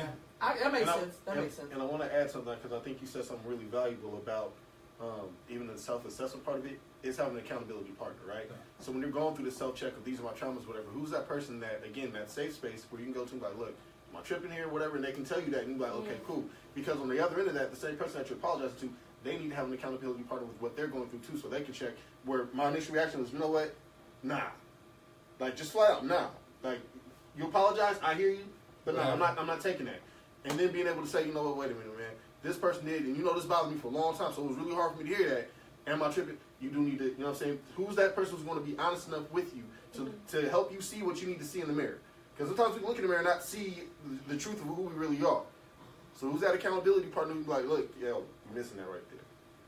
Oh, you're right. I don't know how I missed that for so long, right? And now you can kind of adjust. So now you can come back to that person like, you know what? It might be a few days. You might be mad for that for a minute or whatever, but coming back and being like, you know what? Thank you for that or whatever. You don't necessarily gotta say thank you, but I see what you're trying to do, and I'll give you that space. And I'll try to get better with it too. It's gonna be accountable to it. It's gonna take me a while to get over that because that hurt me for so long. No. But I am trying. Because that's the important part. Because some people, they can only look back at the 7 years that they were upset, but they don't see the 2 years that you've been different.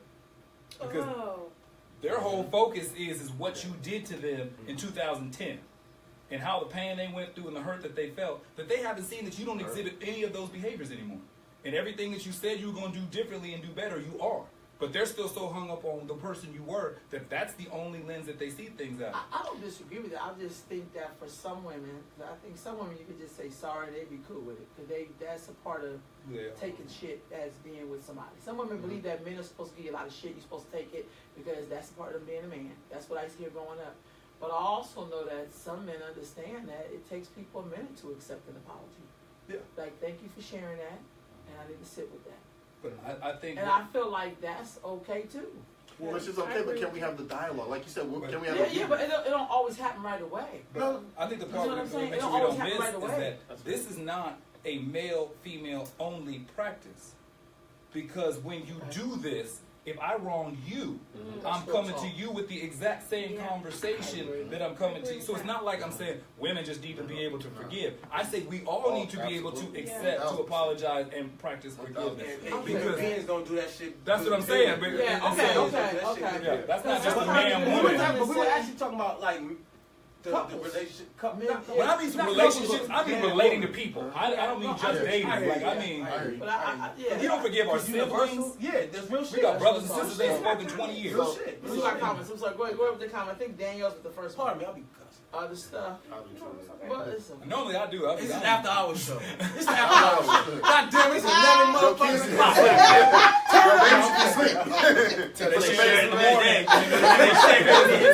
said it was the after dark version.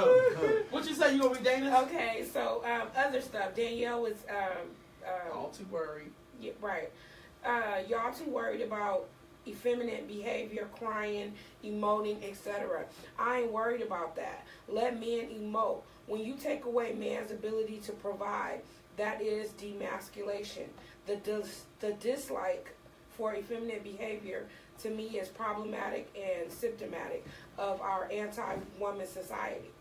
I think we got more comments. Y'all want me to go? Yeah, keep going. Put a little tab on that. Put a little tab. Hold on, I be losing my thoughts. So we'll read that again. We'll read that again after she finishes. I might have the same thought. I'll be losing it. Okay. Go ahead. Go ahead. Read.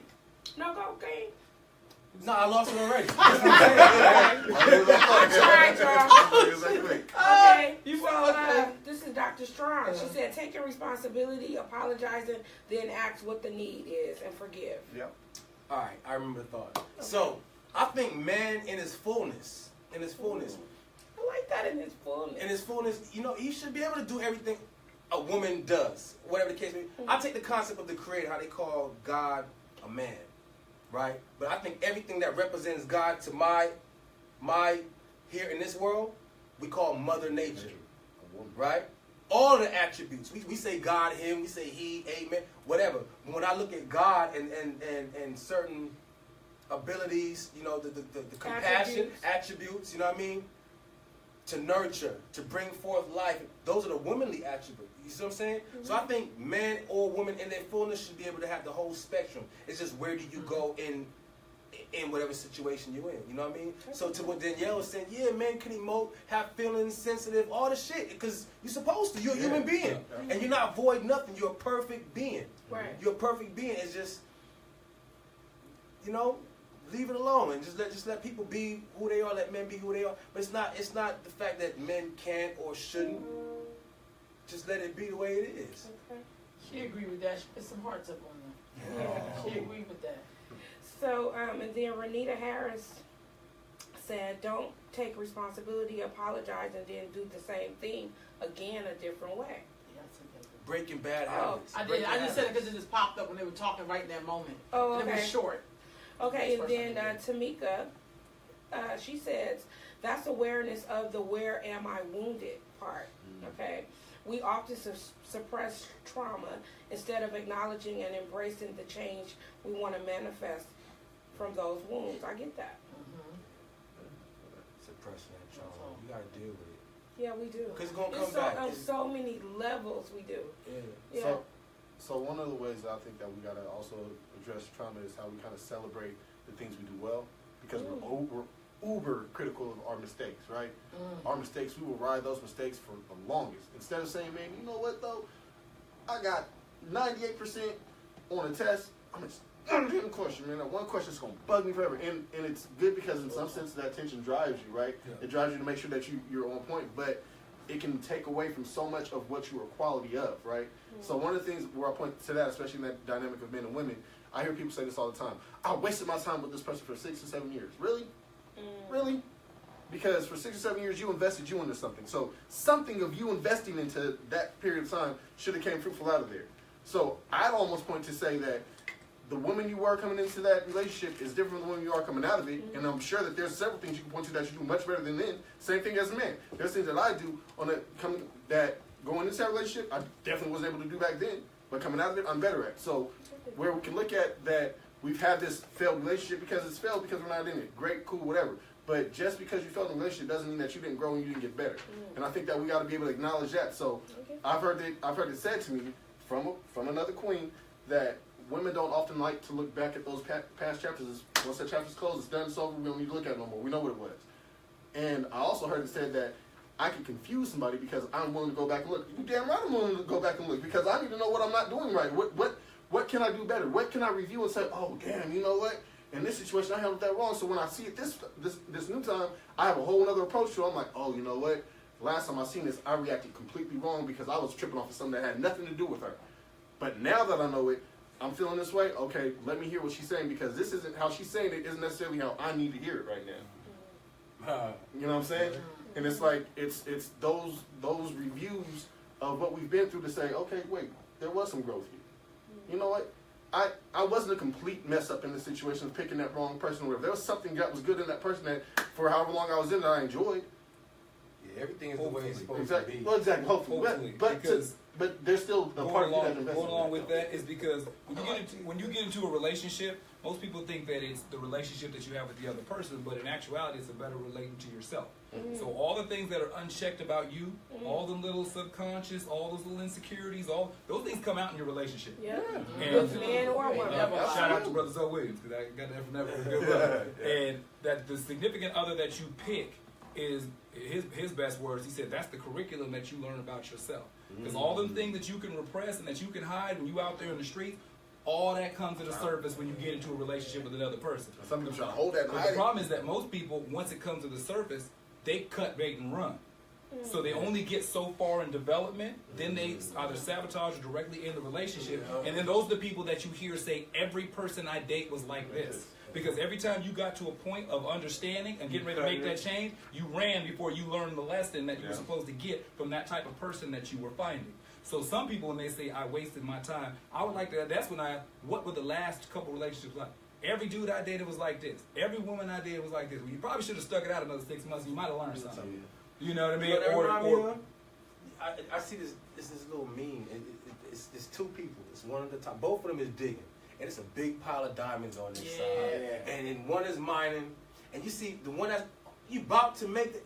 If you would have just went like this, you'd have been the first one. One more conversation. One more. And he's turning around. And you see that the one at the top, and you know he's going to go. And that's what you say, like same thing with the relationship. So you never get what you're Talk to somebody, talk to your grandparents who've been together 30, 40 years, if your parents have been around that long, and ask them how many times they hated each other. Don't ask them about all the times that they were in love. Yeah.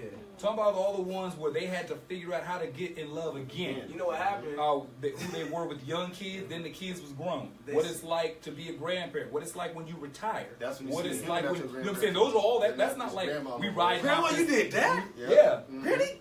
When you start finding the infidelities that happen to grandma and grandpa. Oh, yeah. You know what I'm saying? Because, you know, there was a lot of folks who were doing a lot of stuff you had back you a then. little side boob down And you from start the thinking church? all the stuff that you were able to work past. Because when all these things kept coming up, Well, you kept working through them. Now, That's why James don't look like us? What you say?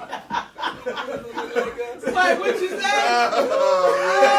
Oh But he family though. That's my family. Listen. But I mean, I think those conversations about how you can work through stuff past 8 months, past 10 months, past, you know. Right. We here for each other, black man, black woman. We like it ain't gonna be nothing else. We gotta figure this shit out, and we're gonna do it right here because ain't nobody talking about packing up and going back to.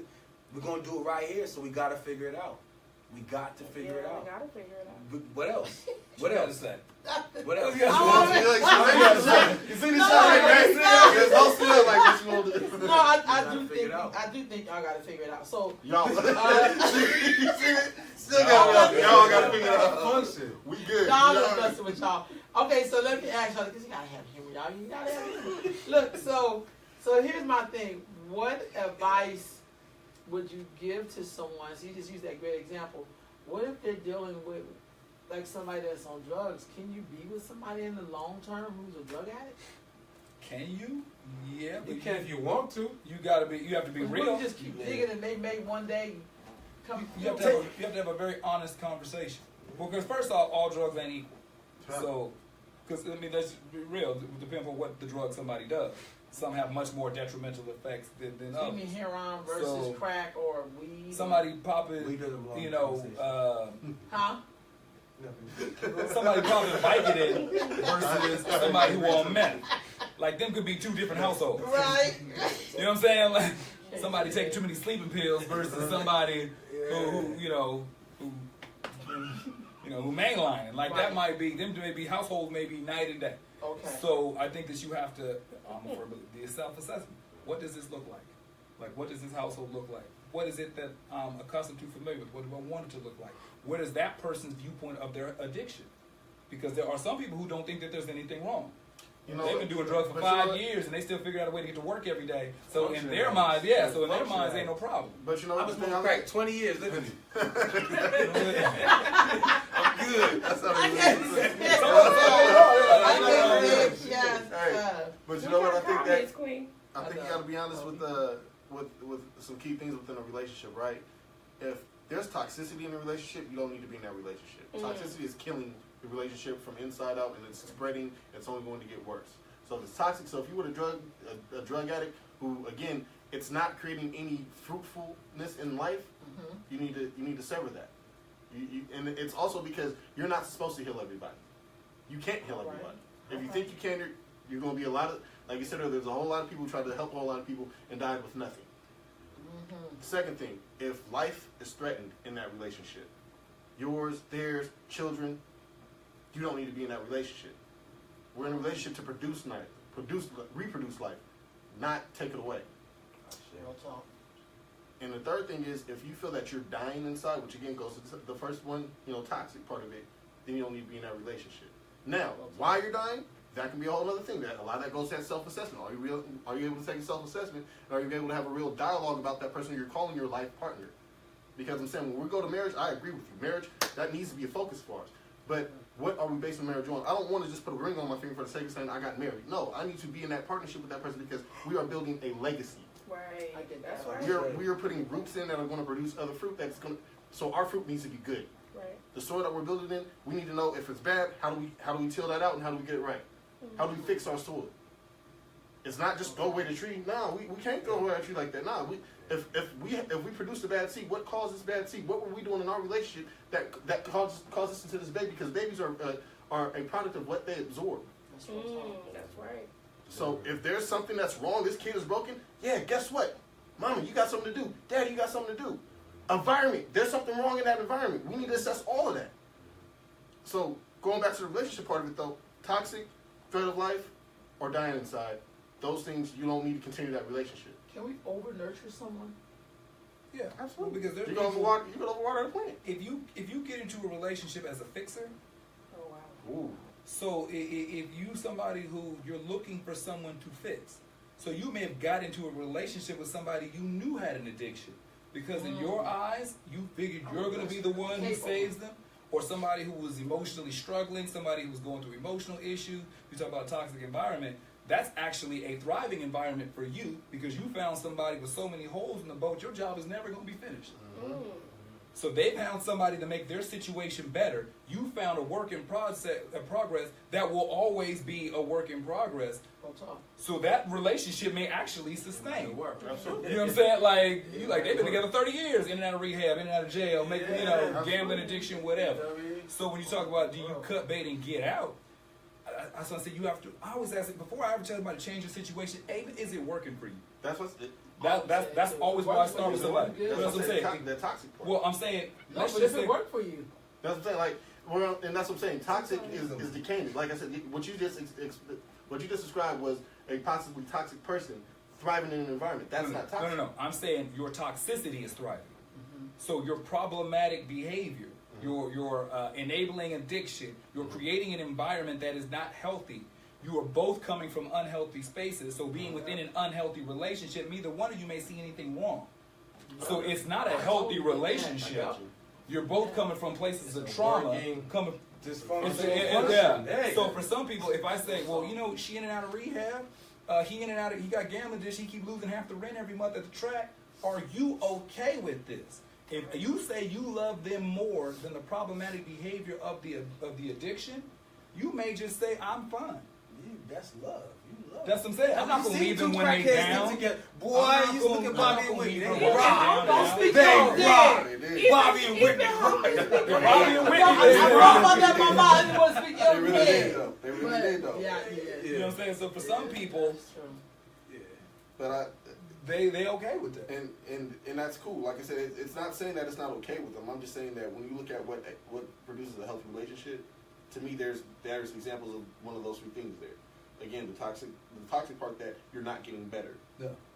That's toxic. The threat of life that if you OD because I keep enabling you, your life is gone. You know what I'm saying? Like those things exist in that. So in that context of looking at what's a healthy relationship, something that's bearing good fruit. And not saying that you can't bear good fruit out of that. Not saying that can't happen either. Because that can, we know that, right? We've seen that happen all the time. Absolutely. But it's, when we're talking nation building, getting our folks back together and all that, I think that we have to find a baseline of what constitutes a healthy relationship for us. Again, some things can be okay with you, but just because you're okay with it doesn't mean it's good for you. I get that. So I guess maybe a better question. No, go ahead, please. If we talking about nation building, let's just say that's the case. What do we do with all the folks with addiction? Because if the argument is that we need to separate. We gotta find the root of the addiction. We gotta find the root. No. I'm saying so if we're like a relationship, we should separate because it's toxic or that it's because if this addiction, it's probably gonna be a volatile relationship at some point. You know what I'm saying? It's gonna be all those But things. they're gonna run out of money. Something.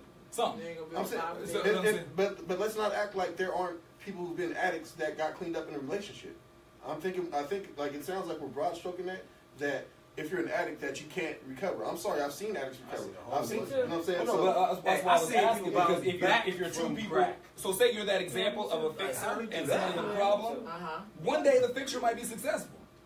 That's real talk. And something happened within that relationship where the person who has the addiction sees the light, and all of a sudden they got the fixer who's there to be the backbone, and then between the two of them they figure it out, and they go into recovery. But that's the thing, you're going to see a progression in that direction, or you're going to see a regression. Well, I mean, you're going to probably see both, but you may have 6 years of problems and then break on the 7th, and you start seeing recovery.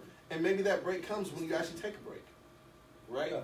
You know what I'm saying? Where it's like, you know what, this safety net is no longer here. Now I've got to catch myself with everything that they taught me, and they realize, you know what, I only caught myself because of what you gave me, and now that relationship is now a thriving relationship. I'm not saying that it's just even cut the bait. You got to be able to step away and say, I can't fix this now. That's a healthy assessment of like, okay, you know what, I've exhausted every effort I have to give this person what hopefully they can grow or heal from. Excuse me. Yeah, because Sorry, go ahead. Somebody just Yeah, we got comments. I think it's a man who wrote that long.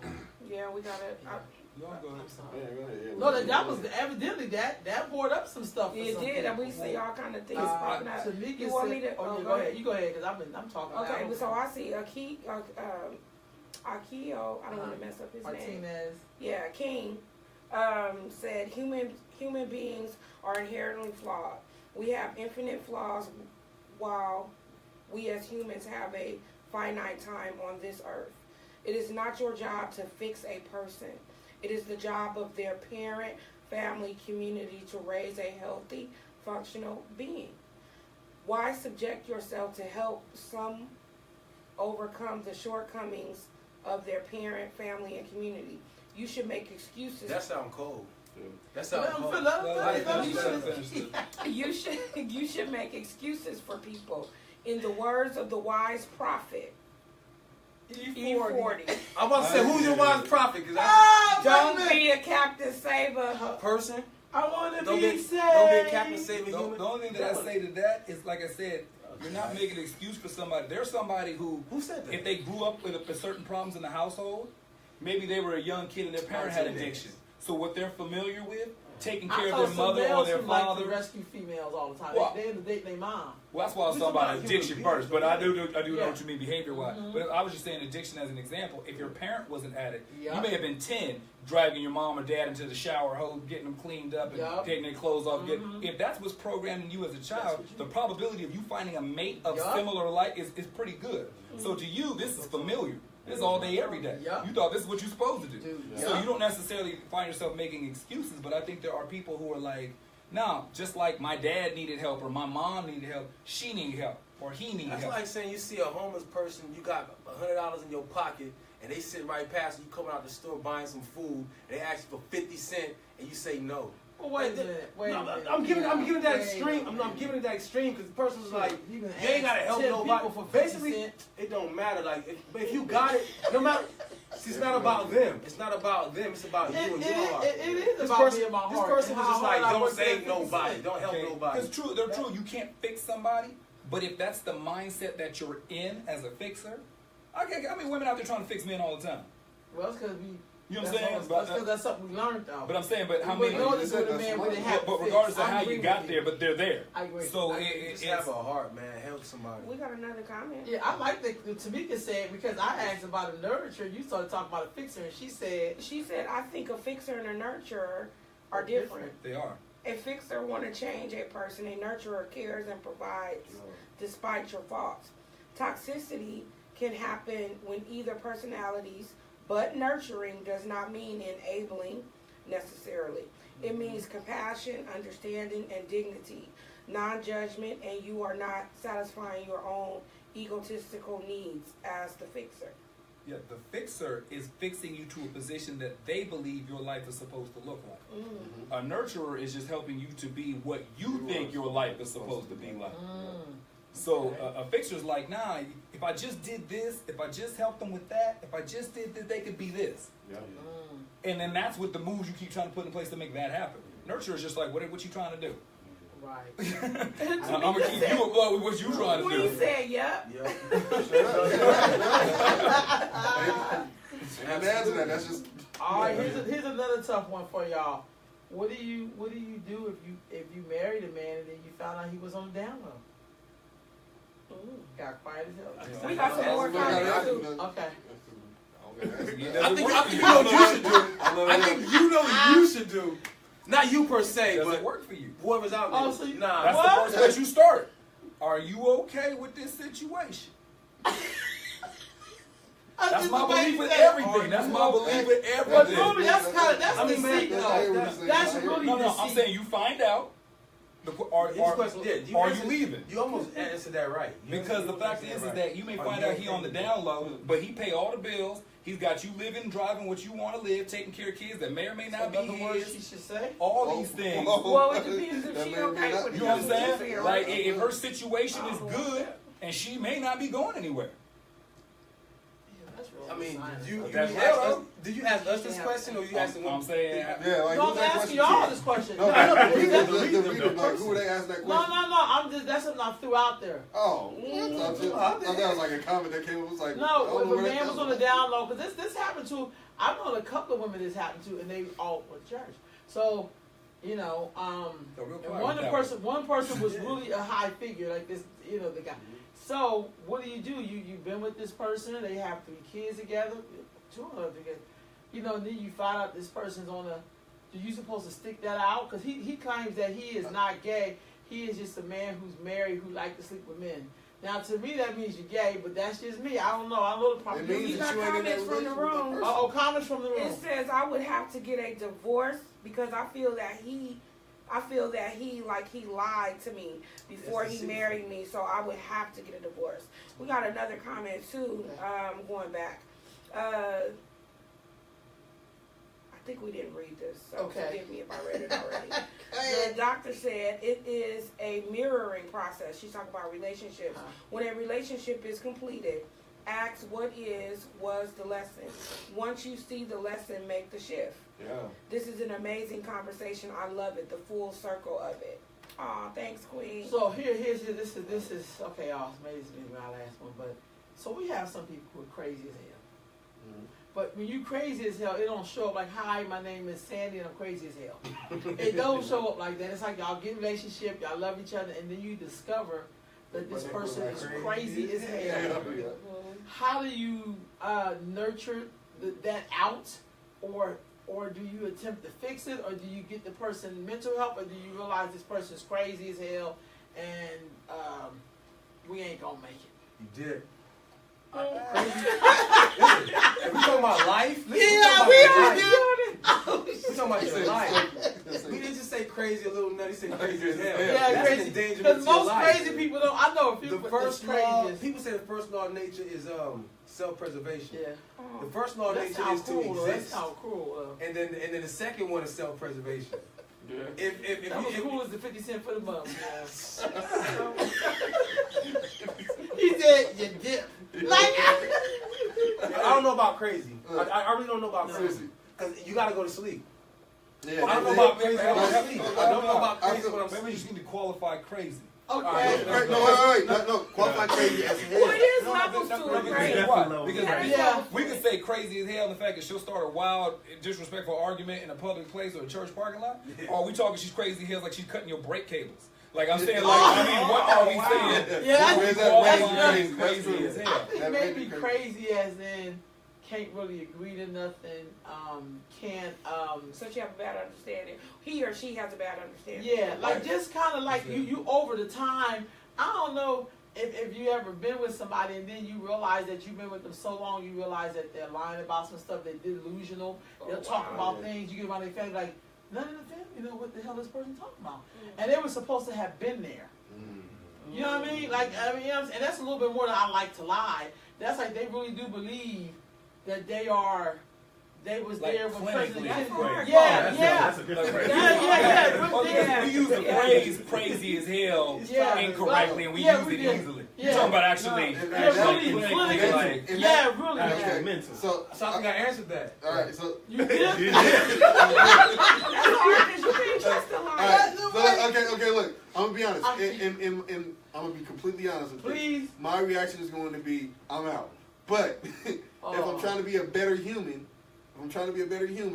I'm going to try to figure out, okay, if you're clinically crazy, is there anything that can be done about that? And am I okay with that? You know what I'm saying? Or I stay with you and check you in somewhere. That's what I'm saying. here for you. I'm going to check you While in.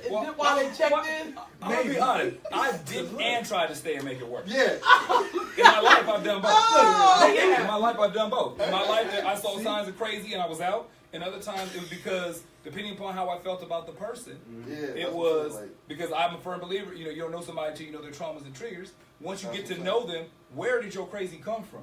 Because some people, it really is about addressing stuff. I've been a therapist to half the girls I dated. So it's like, so I'm saying like, sometimes you in it, sometimes you got that kind of time, sometimes you don't. You got to know what but I'm saying like, but also this is during my entire adult life. I had more time for that when I was younger.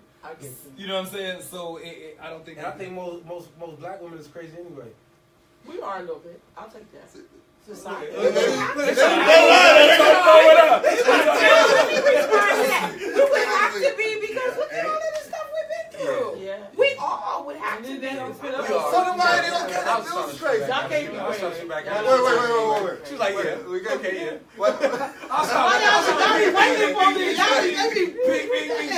We got a comment from the room. We got two. Brian gave us two comments. So basically, y'all all said that you would do some form of dipping, but you would also try to get them help and then dip. It just depends. Wait. That means we love you and we love us. Wait. That means we love you and we love us. And I need to hear, before we hear them comments, so I need to hear what the women's response is, because I see how that was kind of framed, like, y'all said, so how would women handle that situation? What would you do with crazy as hell? A lot of black women were people crazy as hell. Let's just be honest. Okay, but what are you gonna do though? We think we're the healer. Like we Erica Badu somebody. Yeah, we do think we're a healer. You know, you'd be like, that. This person well, is I don't know. real I help. guess it depends. I've done both. I stayed and then left. I don't do crazy people. I have. I don't dip. I don't do them. I'm gonna be great friends. I keep it right in that friend box. I didn't learn those points of reference till I got older. So at this point now, I can identify flags from a distance. Before, I didn't know it till I was in the midst of crazy. Yeah. You know what I'm saying? So, but I think that comes with age and experience, though. What's the comment? Queen Tamika said she's too old for that. I'm with her. Okay, and so then Brian said, if I didn't know they are crazy, I will first work it out. If it continues that I can't take it anything more about it, I am going to have to put myself in a situation where I have to move on. Yeah. Of all of it's unhealthy for you not to have a balance or not being on the same page, and certain things that you can handle in a relationship. I've been there. If I cannot take it anymore, I will have to think about, they did it again. I will have to think about my health, my mental stability. I know that's right. And definitely get out. Because crazy gonna drive you crazy. Yeah. Crazy is very contagious. Yes, so my younger years, I would say all the time, I'd be 100 people in the room, I'd be the one person to be like, hey, but hold up. So in my younger years, I was very logical and rational, but I had a low emotional awareness intelligence. I wasn't very emotional with other people. So I was a beacon for crazy. Because my logic, rational mind was a beacon for erratic, emotional crazy. Mm-hmm. As I got older and became more emotionally aware and probably a little more balanced, that beacon got a little fuzzier because I didn't represent, I wasn't the same light wasn't shining to the same type of people. I started finding more balanced people because I was more balanced. I was at an extreme when I was younger, so I used to find extreme opposites. Yeah. So as I've gotten older, that's changed. But I think that's with life. You know. They say sometimes men like crazy women. That's what. Not all, but I used to hear that a lot. When I was like, there's things that come along with pride. There's crazy elements that are no inhibitions, just. Okay. Free thinking. Is it? Okay. Oh, crazy's down for whatever. So it's exciting. And let's be honest, they say women like them same crazy dudes too, because there's a reason why you chasing at one point. Some women like that crazy. Hey, doing the bad guy thing. All that stuff. I think it's just a level of maturity that happens. It's It's like bad guys. As Guys you like develop, crazy you chicks. attract different things. I'm cool. I don't want nothing crazy. I'm Yeah. too. Hey, that one got some, you know, see, people want to know what y'all, does spirituality factor into a relationship most times or no? Absolutely, for me. Or religion, because to me they're not really the same thing, but, so I know a lot of women who go to church with their man don't. That's fine, So but you do. growing up, I remember That's my fine, dad. but I would like for him to have some spirituality. Yeah, he would need to be spiritual. But you don't necessarily have to go to church. I mean, or go to the mosque. No. Okay. Spiritual, yeah. We do we talked mean- about it before. I'm not religious, but I'm spiritual. Yeah. Look at that. So I think that You gotta have a base in something. You gotta believe in something. You gotta have some type of faith base. For me. Seems like it would be scary. I mean, Hold on, not while to. y'all think about that, Brian It's says like it some would be women, scary. some men do like crazy women. And some men do like crazy women. They like more drama in their life because it entertains them more in the relationships. Y'all like the entertainment of crazy. The thing is, women. I see a lot of that. I can't even say no. I see a lot of that. And they complain like, cause I know a range of different. I know a range of men, and you know, in one realm of men, like this crazy bitch. But you like that. Yeah, you like that. Like, You that's like what that. you So love going for. yeah. Yeah, that's true. So there are That men. is true. There are men Yes. who actually love that. There are men See, who people love that. who talk about reality TV but watch it religiously. Oh. No, you ain't never lied. You know what I'm saying? So the No, that's same real people talk. who are really entertained by that's ratchet TV in your living room. Yeah. That's so true. That's true. What I character get am I real coming home ratchet to reality. today? Yeah. So if you had a girl you was dating and say she, I don't know, worship the devil, could you make that work? No. I think we'd have had that conversation before we got No, you didn't know until you know, like, oh yeah, I have my No. religious belief, but they never tell you what it is. She was spiritual No, too. I'ma see it. Yeah. I'ma see it. I'ma see it. If you worship in the How you devil, I'ma gonna see it though? Your intention is gonna show. Look, your faith leads who you are. So. What kind of You're not gonna conversations are you having that you don't realize the pentagram above the bed? Like, there's a lot that you don't see. It's like, hey, you know what? You never looked up. Your crazy ain't something crazy I'm into. I'm just, you know, your crazy ain't what I'm subscribed to. You ain't trying at that point. Processing house. You ain't trying. Hey, You don't recognize the devil worshiper 6 months in. Upside You down. ain't trying. Oh, my bad. Upside down. I'm not saying you know, gonna change anything in your house, This but person ended up doing it. Maybe they didn't start out doing it, but then in the course of the relationship, then the person started to, you know, worship the devil. Dabble in Yeah, devil. at that point, You started some- dabbling devil. so Get what out do you of do? here. You be like, this ain't gonna work, I or think there's what? some behaviors that would change with You know that what? with that process. I think you gotta be real strategic in how you lead that, because if you lead the wrong way, she might try to like use your blood for one of her rituals. I'm just saying. I don't know. I haven't dealt with She them. dabbles in the devil. She dabbles in the Yeah. devil. Yeah, Basically, you get out of it. I don't even really go from there. Yeah. It's nothing to say. Like, I'm sorry for me. So that's a it's clear dip. You trying to watch the silly. game, in the garage, having It's seance. not Like, I don't know how y'all really. It's not fun. You It's know how like, you can finish You know, the can you game. please turn that chanting down? The Lakers are playing. Like, I don't know if I can really. I don't know if I can really do it. We go through it. So as we do this wrap up, y'all, look here. This has been a blast for me. Oh Lord, Brian just wrote a really big one. You got that? About worshiping the devil? No. This is about relationships Okay. and Yeah. spirituality. Here we go. Okay, some men do like crazy women.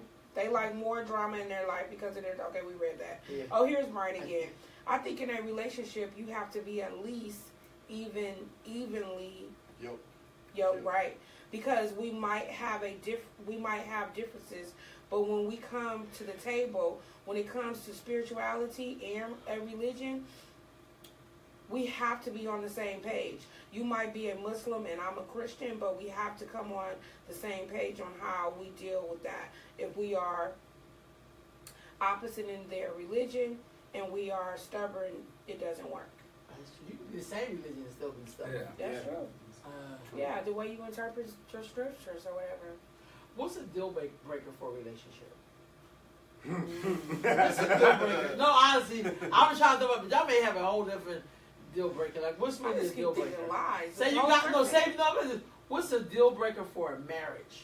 Because a relationship, it can be like, I don't like your underwear seeing the floor anymore. I told you my three. Foreign penis. What? Yeah, infidelity. You Yeah. said? I told him. He said that. I said foreign penis. What is it? Foreign? That means not outside. Not mine. There's only one in it. The one penis relationship. That's absolute. Yeah. So that's it? You can't come back from that. Are you kidding me? Ain't no Can't come bounce back back from from that. that shit. I think That's that. the. Well, because if I'm gonna say lying, that means across the board anything. And I know me personally, everything. I don't care that much about everything. If I said stealing from me, I think that would be pretty serious. Blatant disrespect. Yeah, that's a big one. So if it's something that we can argue, as long as we argue about the thing, whatever the situation is. But if it's at the point to where you call my mama this and that, and I'm everything but a child of God, then at that point I realize how you feel about me, like your respect level for me, and that's not something I could deal with. Ultimately, maybe these brothers is different. The day you ain't worth it. Yeah. So it may not be one particular deal breaker. It may be the like day that. You ain't worth it. the day you ain't worth it. Woo! The day when I think about That's you, a cold 'cause reality. I'm a firm believer That's a that cold cup of coffee. home is my peace. Hey, I fight everybody in every aspect of life outside of the home. Hey. I'm not coming home to fight. So we can debate issues. We can have arguments to about agree certain with stuff. that. But the day that I have to I gotta go somewhere else before I come home because I have to decompress somewhere else other than my own home because I got to deal with you. Then you just there's an old phrase that I want to have happiness and I want to have you. But the day I can't get both those at the same time, you'll be the one that has to go. So hey, the critical part. it's real out here, son. I think I was just saying a while because normally with women, not all, but some of us, if a man cheats, foreign vagina or whatever, it's like we're gonna have to work that out. And I would be like, that's definitely a deal breaker for me. But it's a little reverse with I think with men and women in terms of the way they appreciate and love each other. No, it's the same shit. I'm saying because basically she's right. There's women who stuck through that, but the man can't. And a man can't. You know what I mean? Right. And I think it has to do with the way. I don't know, something about the way we love each other. It has something to do with their penis and it being just for one garage. You know what I'm saying? It's not okay. Nobody else parking in their parking space. That's a deal breaker. You park in front of people's door, they come out and be like, get away from me. You don't park in my driveway. You can park in front of the door, but you can't park in the driveway. Listen, you playing with your life. You actually playing with your life, sir, ma'am, whatever. You know what I mean? No, real shit. You are playing with your life. But I just feel like that's like... And they call it crimes of passion and people get away and get less time. I don't know. But you don't do that. You don't violate... Put it this way. As another man, you should expect the same repercussions of being in another man's woman as you should going into another man's wallet. Yep. If a man walk in the room and catch you with your hand in his wallet, you should expect the same repercussions if he catch you in his women. We need to feel like that. Yeah. If a man is going to be with another woman, then that needs to be a deal breaker. Yeah. If I see another dude with his hand in my wallet, that's it. Get your hand on my We got to discuss it. Do y'all think that should be the same for women then? Depends if it's working for you or not. I thought it was different. No, if it's working for you or not. That's what I believe about everything. I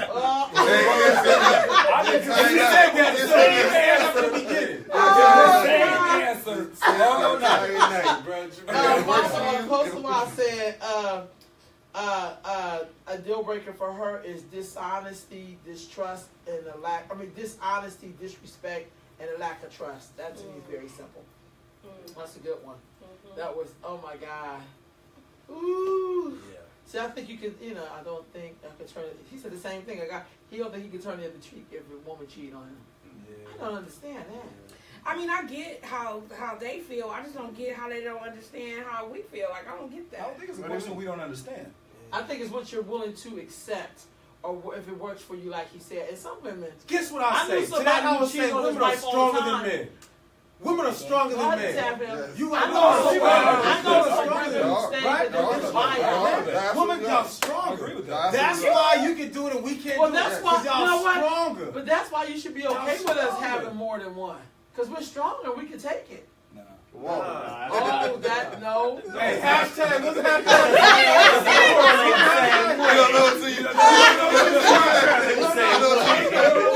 Oh, I'm sorry. I didn't know you was working, Brian. I'm so sorry. Oh, God. Okay, so, you know, Brian's a woman. I'm sorry. I didn't know that. Sorry. She was just saying that doesn't work for her. That's great. Thank you. But I just feel like women are so strong. Like, there are, I don't know. Your ability as women to get over things, to You can't say heal. that. No. I think this is fair. Yeah. But I think women's ability to get over things. You gonna tell me this here from It's fair, right? No. Hear the sentence out. Hear the sentence out. I think women's ability to heal, to forgive and move on is greater than men. I don't know about the healing part, because I think sometimes we do push through, but that don't necessarily mean we heal. I agree. That's how we We get just to know that we that gotta make that it crazy. We gotta go. We gotta get to the next. That's right. You got responsibility. It's not that we that we just healed, can't though. walk away from. Yeah. Who can function more, a broken-hearted woman or a broken-hearted man? A broken-hearted man, of course. He moves on. Gets new Hell no. Oh, You not here? A broken-hearted man. You not here? Broken-hearted Broken-hearted man. woman. Oh, no. I think broken-hearted men can definitely move more. Y'all know. See, that's that misinformation. That's that misinformation all day.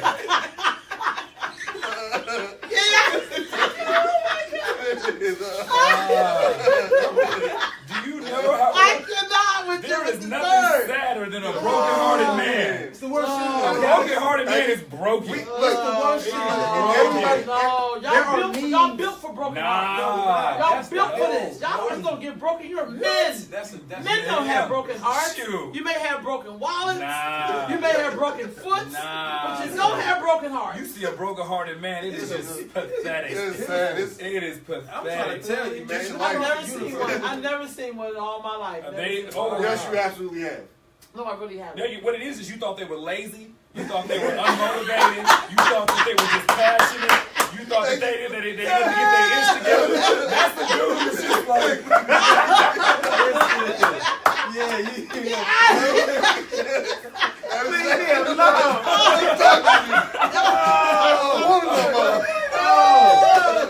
Oh, no. I got this girl at the church. Get away from here, Satan. Oh, no. Oh, no. So is it possible? Okay, this is gonna sound kind of messed up. It is like 11:40. Do you think it's possible for men to say no to a woman? Yes. Yeah, absolutely. Yes. Yes. What do you mean? Look, say no next to a woman? question. Next question. Yeah. It's possible. Look, you got a You said it's possible? It's possible. You got a unison That was answer. all the Next. time. Yeah. That was all the time. All the You time. think All so, the time. Dana? Do you think men can say no? I don't know. I mean, they say they can. No matter what you We think. don't want every vagina walking around the No, earth. we don't. Like, there's a lot of women who are under the belief system that because you were in possession of a vagina, that is in some way, shape, or form the kryptonite for every man on the planet, and that is not true. It's not. There's a whole lot of women who get son on a date. I'm You good. said nah, son.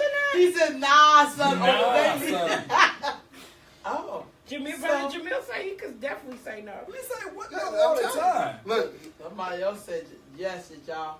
Okay. who was it? Said Who no, was it? somebody Say said yes? Was it he or she?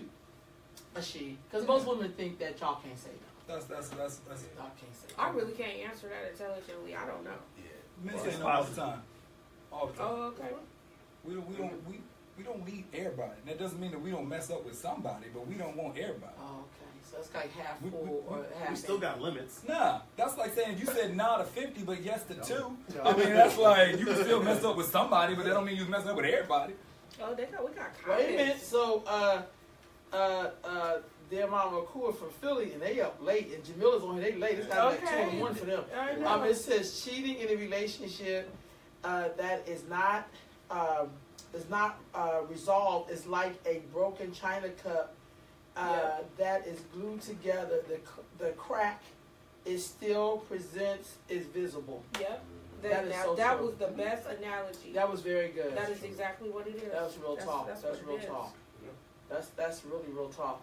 Gentlemen, you guys have me in here busting up laughing. I know. I learned a lot from y'all today. I learned a lot too. I love the discussion. I love it. Well, this is the one thing that we can work on together as men and women together. One thing we can work on. Being together. Being together, but how do we do Okay. that? Because some of us, I brother think needs to be up here. I know, he over here on the side. With But no camera, he ain't how do we? working. I was. No, he did take a lot of Yeah, no, I'm pictures. messing with it. What can we do? We say be a relationship, that's great, but what can we do? How do we make a relationship work? Because we say that, but it's like teaching kids how to pray. You know, you gotta like show them how it's done. Like, you know, what's the method? How do you Try to understand each other. try to understand each other? I don't think sometimes we operate from a place of understanding. We just operate from whatever it is that we're feeling or thinking at the time, or whatever it is that we are coming into the relationship with. But I think that, and I'm not an expert, y'all, so, That's all right. but I think that we definitely need more understanding. And with that understanding, once we come to that, again, being mindful. And being mindful, again, is just having that, whatever the issue is, in your frontal lobe and not letting it slip and get behind you. And again, repeating, you know, like you said, if you come in and you try to tone or fix it, be mindful of that and be present in that. This is what we're doing right now. And that mindfulness will go a long way. I think it'll go a long way.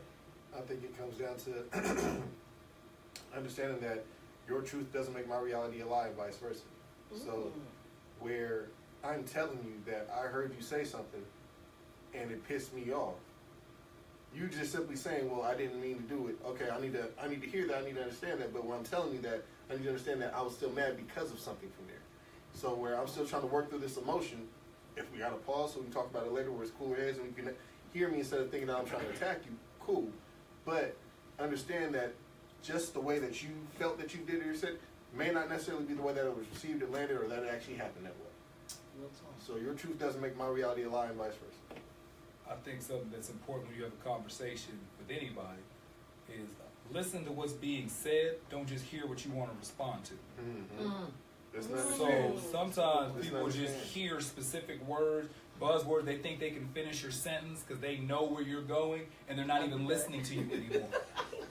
They're just hearing what they want to respond to as opposed to actually listening to what's being said. You know exactly what I'm like, yep. Yeah. Absolutely. I think if we keep those things, what do you think? Yeah, you gotta throw yours in there too. Ooh, You know we what? gotta. Oh, You got to get them. All right. Well, get yours first. Get yours first. That's a good one. I was gonna say in a good relationship, I feel like definitely communication, but I also feel like I gotta feel like y'all going to the same place, or the other stuff don't even make a difference. If I'm dating somebody and he wanna live in an apartment, I wanna buy a house, we should probably just call it a day. You Cause know, I'm not breaking for mine, and he probably not gonna break for his, and we probably should just be friends. Or get a condo, Well, we because it's have a little house and apartment. I ain't trying to compromise. I ain't about that. That's how stubborn I am. I'm not gonna front. you know what? I'm not trying to compromise. I'm not about that. One thing. I'm not. I'm really not. That's That's your the women truth. of Wakanda. But They're that's loyal to your the truth. throne. That's your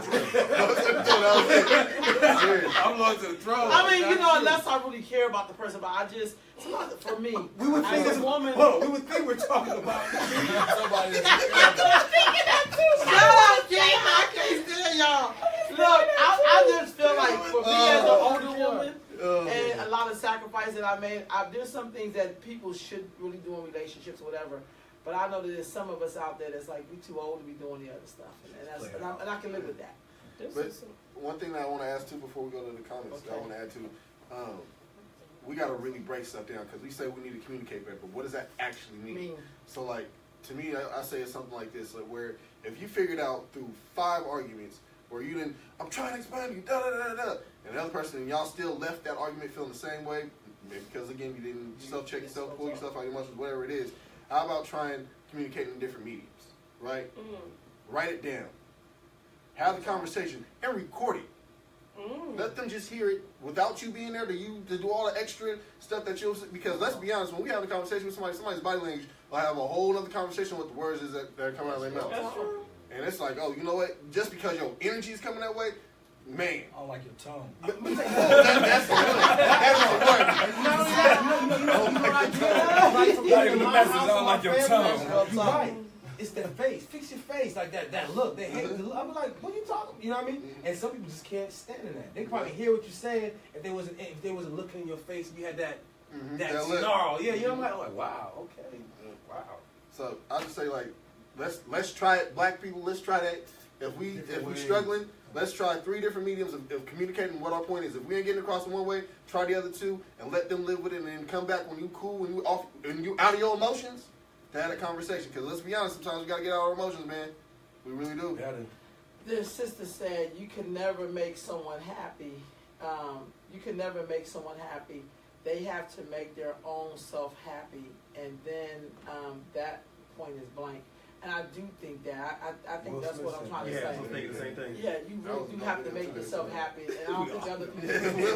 I mean, a lot of responsibility to put on somebody. Yeah, but we do feel like you're not gonna be happy till you have someone else. It's like not necessarily. That's a lot of responsibility to put on somebody to make them solely responsible for your joy. You gotta kind of have a certain joy about you already. Yeah, I can add to it. I mean, yeah, let's compliment each other and like. I don't want to give somebody that much control over my happiness. Yeah.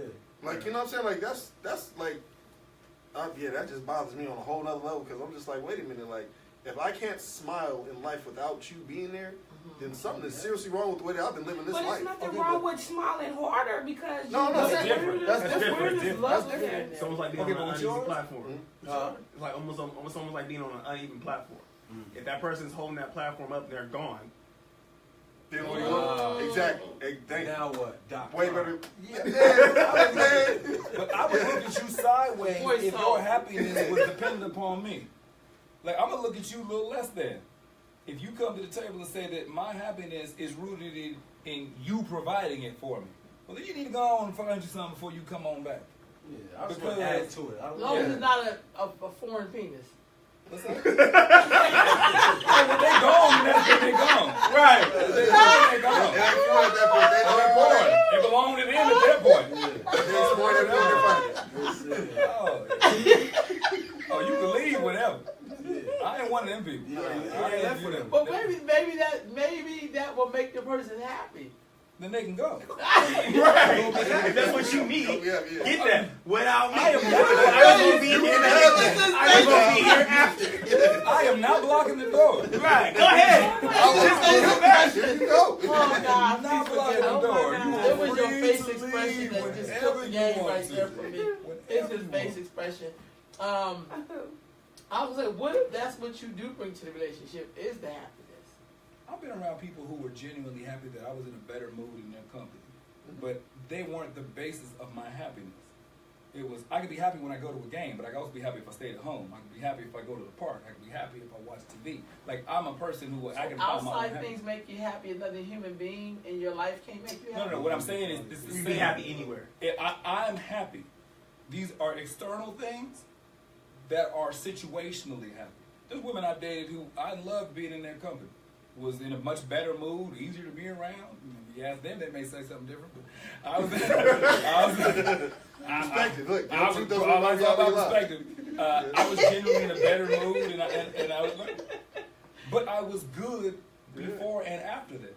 I think it's when you come to such a place of deficit that you can't be full, or hell, not even full 70% without another human being. That's when it's a problem. But if you 80% on your own and they kick you up to 90 on a given day, I don't think anything wrong with that. Can men be alone? Can men be alone but not be lonely? Yes. Yeah, absolutely. Oh my God. That's just a question. I mean, somebody can, you know. That is Be amazing. alone and not be lonely. I think that's a better question. Can people? Because I don't think that's gender specific. Yeah, No, but I'm asking. But I'm saying I think people can. But men, I'm because some women can't be alone. But some women, I didn't say Austin. Yeah, some that's what I'm women saying. can't So be I think alone. And there's probably some who can't. there's some clingy ass dudes out there. So Yeah, it's clear. Yeah, I'm about to say that goes both ways in a sense. Wait, what did you say? This is some not all some but conversation. not all. Yeah, there's some clingy ass dudes out Yeah, there. I think that still Is comes clingy back. bad? Once again, is it working for you? I mean, really though, because some people love it. Somebody wants somebody who's always there with If you. you got a dude that is all up under you 24/7, and you want a man to be all up under you 24/7, Then you have. no, but then that works. You see, that's not what, Ken. What? The clingy? No, I mean, your man, you're going to need your space. You're going to need your space. I think a woman needs this. I think in every relationship, when people say, I give 100, I give 100, I think that's nutty. To give all of yourself to anybody is nutty. I think you should always give at least 90%. No, I swear to God. I think you keep 10%. I don't care. That's funny. This is me. This is me. I ain't judging. I was just laughing. I thought it was funny. Keep 10% of yourself for yourself. That's your sanity. That's you. That's the thing that the other person fell in love. To give 100%, to give away all of yourself, it's okay. Listen, to give 100% of yourself to anybody is nutty. I like that. It's nutty. Keep 10% of yourself to yourself. At all given time, that's your sanity, that's you, that's how you came to this planet. And give 90% to that other person. I mean, on the exchange, woman too. Material happiness is different than soul happiness. I was talking to you people at home, make sure you got that. Yeah, somebody watching though. That's not what you said, but you still I tell everybody that. I tell everybody that. What you gonna say? You can still give 100% of what you can give to somebody else. Okay, same thing. 100% of the 90%. Right. 100% of 90%. Right. I used to break up. I said 100% of the 100%. I broke up in departments. I actually had a girl sign a contract once. Let me tell you something. What? Let me tell you the story, okay. So, dated this girl for the first year, and after and the year was over, it was a 1-year anniversary. I had drafted up. I said, your contract has been extended to the following year.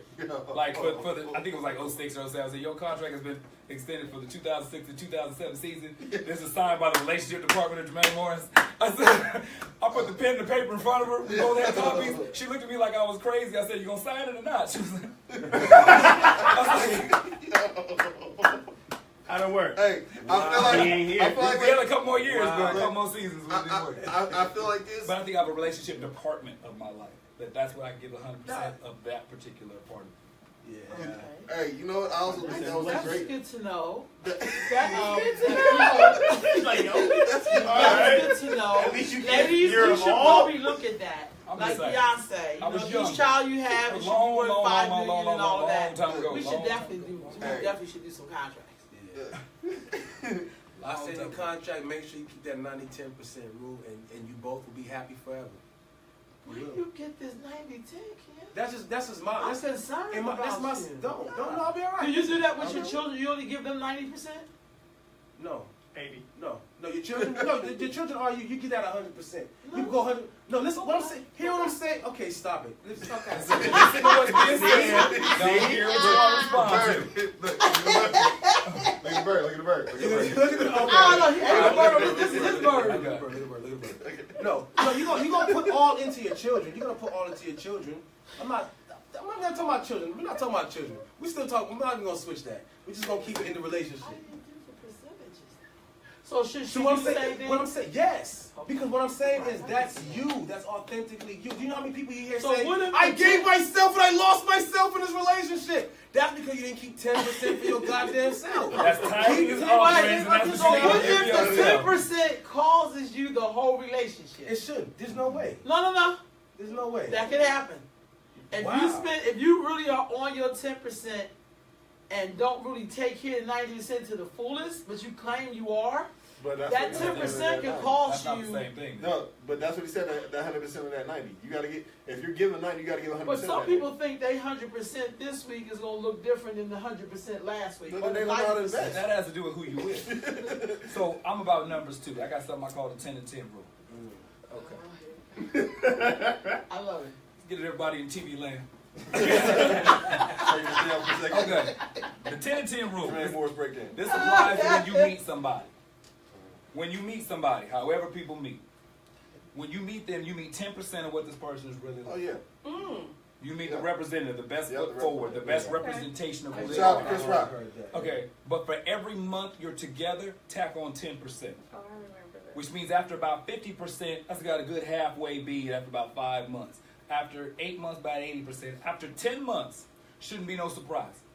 After 10 months, shouldn't be no friends you ain't never met, no cousins they automatically hang out with that you ain't never heard their name before. You know how long it takes them to get home from work.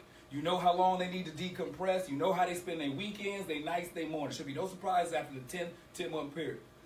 You know who you are after the 10 month, meaning you know how much they 90% they have to give, and you know what you're expected. Now, in that 10-month time period, you shouldn't be doing nothing permanent. You shouldn't be getting on no lease with each other. Shouldn't be buying no property with each other. Shouldn't be having no babies with each other. Because you in that 10-month, 10% period of trying to figure out who the other human being is. So the cement should not be dry before 10 months. So by then, if you give a 90%, if that 90% is not enough for the other person, they know that before they get there. Y'all can walk away from each other, no harm, no foul, and go about your business. So I'm saying, there should be no, but the problem is that the cement dry at 3 months. We buying property together. Somebody pregnant. We got money tied. You know what I'm saying? Somebody pregnant. And you're doing too much permanent stuff with temporary people, and that's why there's a problem. I agree with that. Permanent stuff with temporary people. Hashtag that. Yeah. And I mean, you know, going in, I'm talking about in a lasting, like, you know, solidified relationship, you know, in your dating, whatever. I mean, I guess, because I'm not dating, I'm not in the dating scene, so you can do your percentages all you want.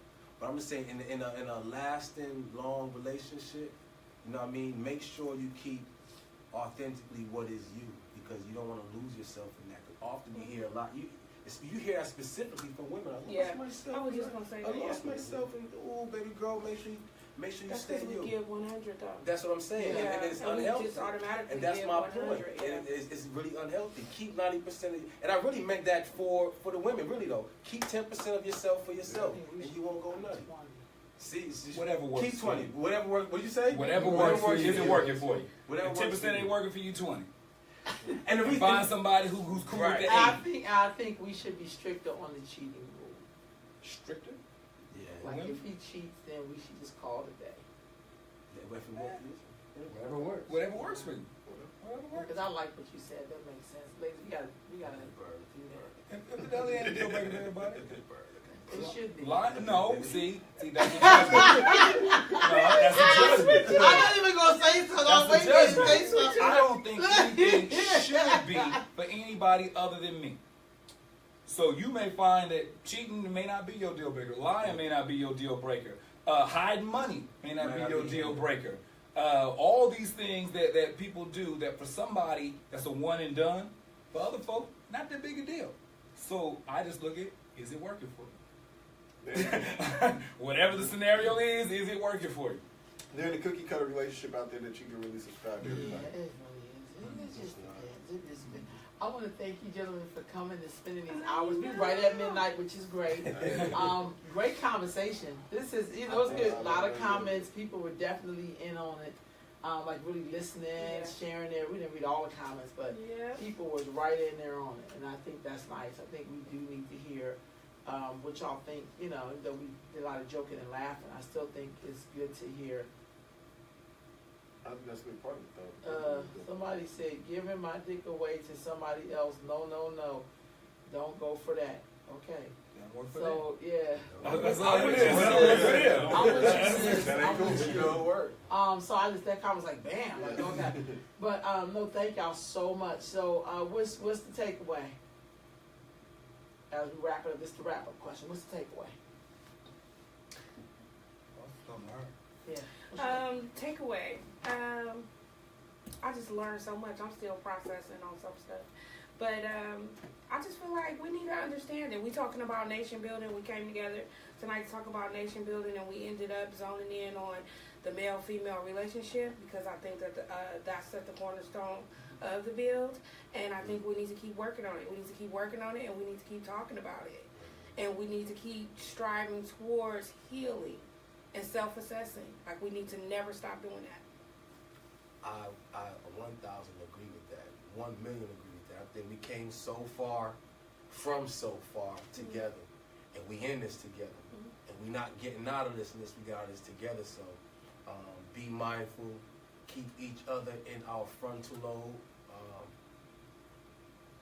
and focusing forward. And Keon's word for the night is together. Together. And look at the birdie.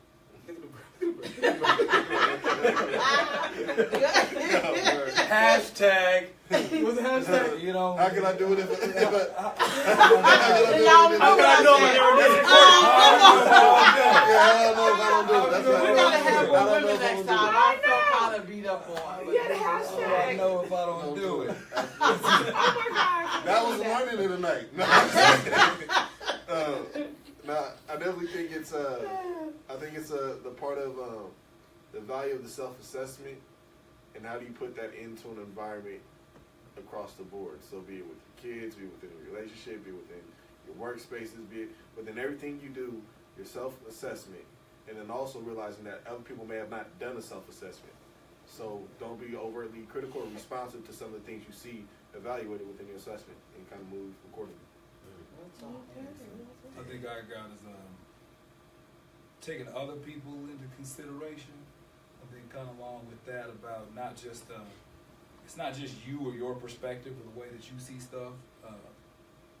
And as much self-assessment as you may do, that may not be true for the person next to you. And understand the reason why you're standing next to them ain't the same reason why they're standing next to you.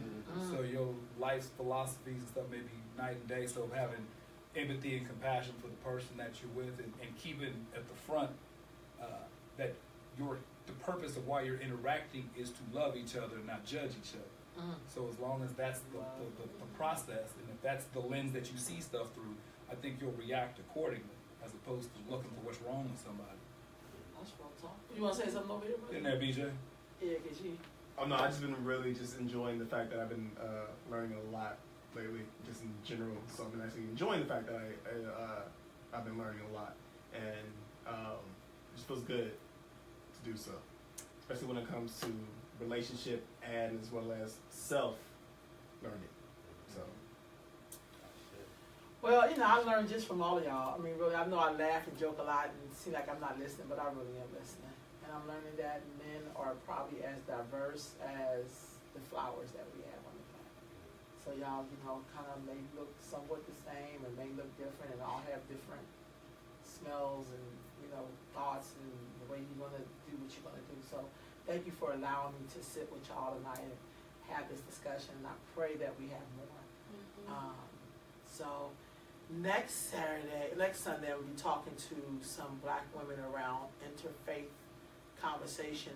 What do we have in common and what do we have different around? I think it's like we have a Muslim, a Christian, and an African traditionalist talking about that. I think we need to have all of these conversations. I think we got to keep having them, honestly, and really having some people who could be truthful. And I think that y'all did the thing that we joked and laughed. All y'all presented some very different things. Y'all weren't all like, we were all like this. It was like, nah, man, that's beautiful. Because I think we've always been that way, but always been forced to be like, we only can have one spokesperson. Like, that's like crazy as hell. So, thank y'all for tuning in. It is midnight. Yes. And on the East Coast, it's 3 in the morning. Go to bed. The main ingredient is love, y'all. The main ingredient is love. Peace, family. Peace, peace. I can't let me hit this stuff.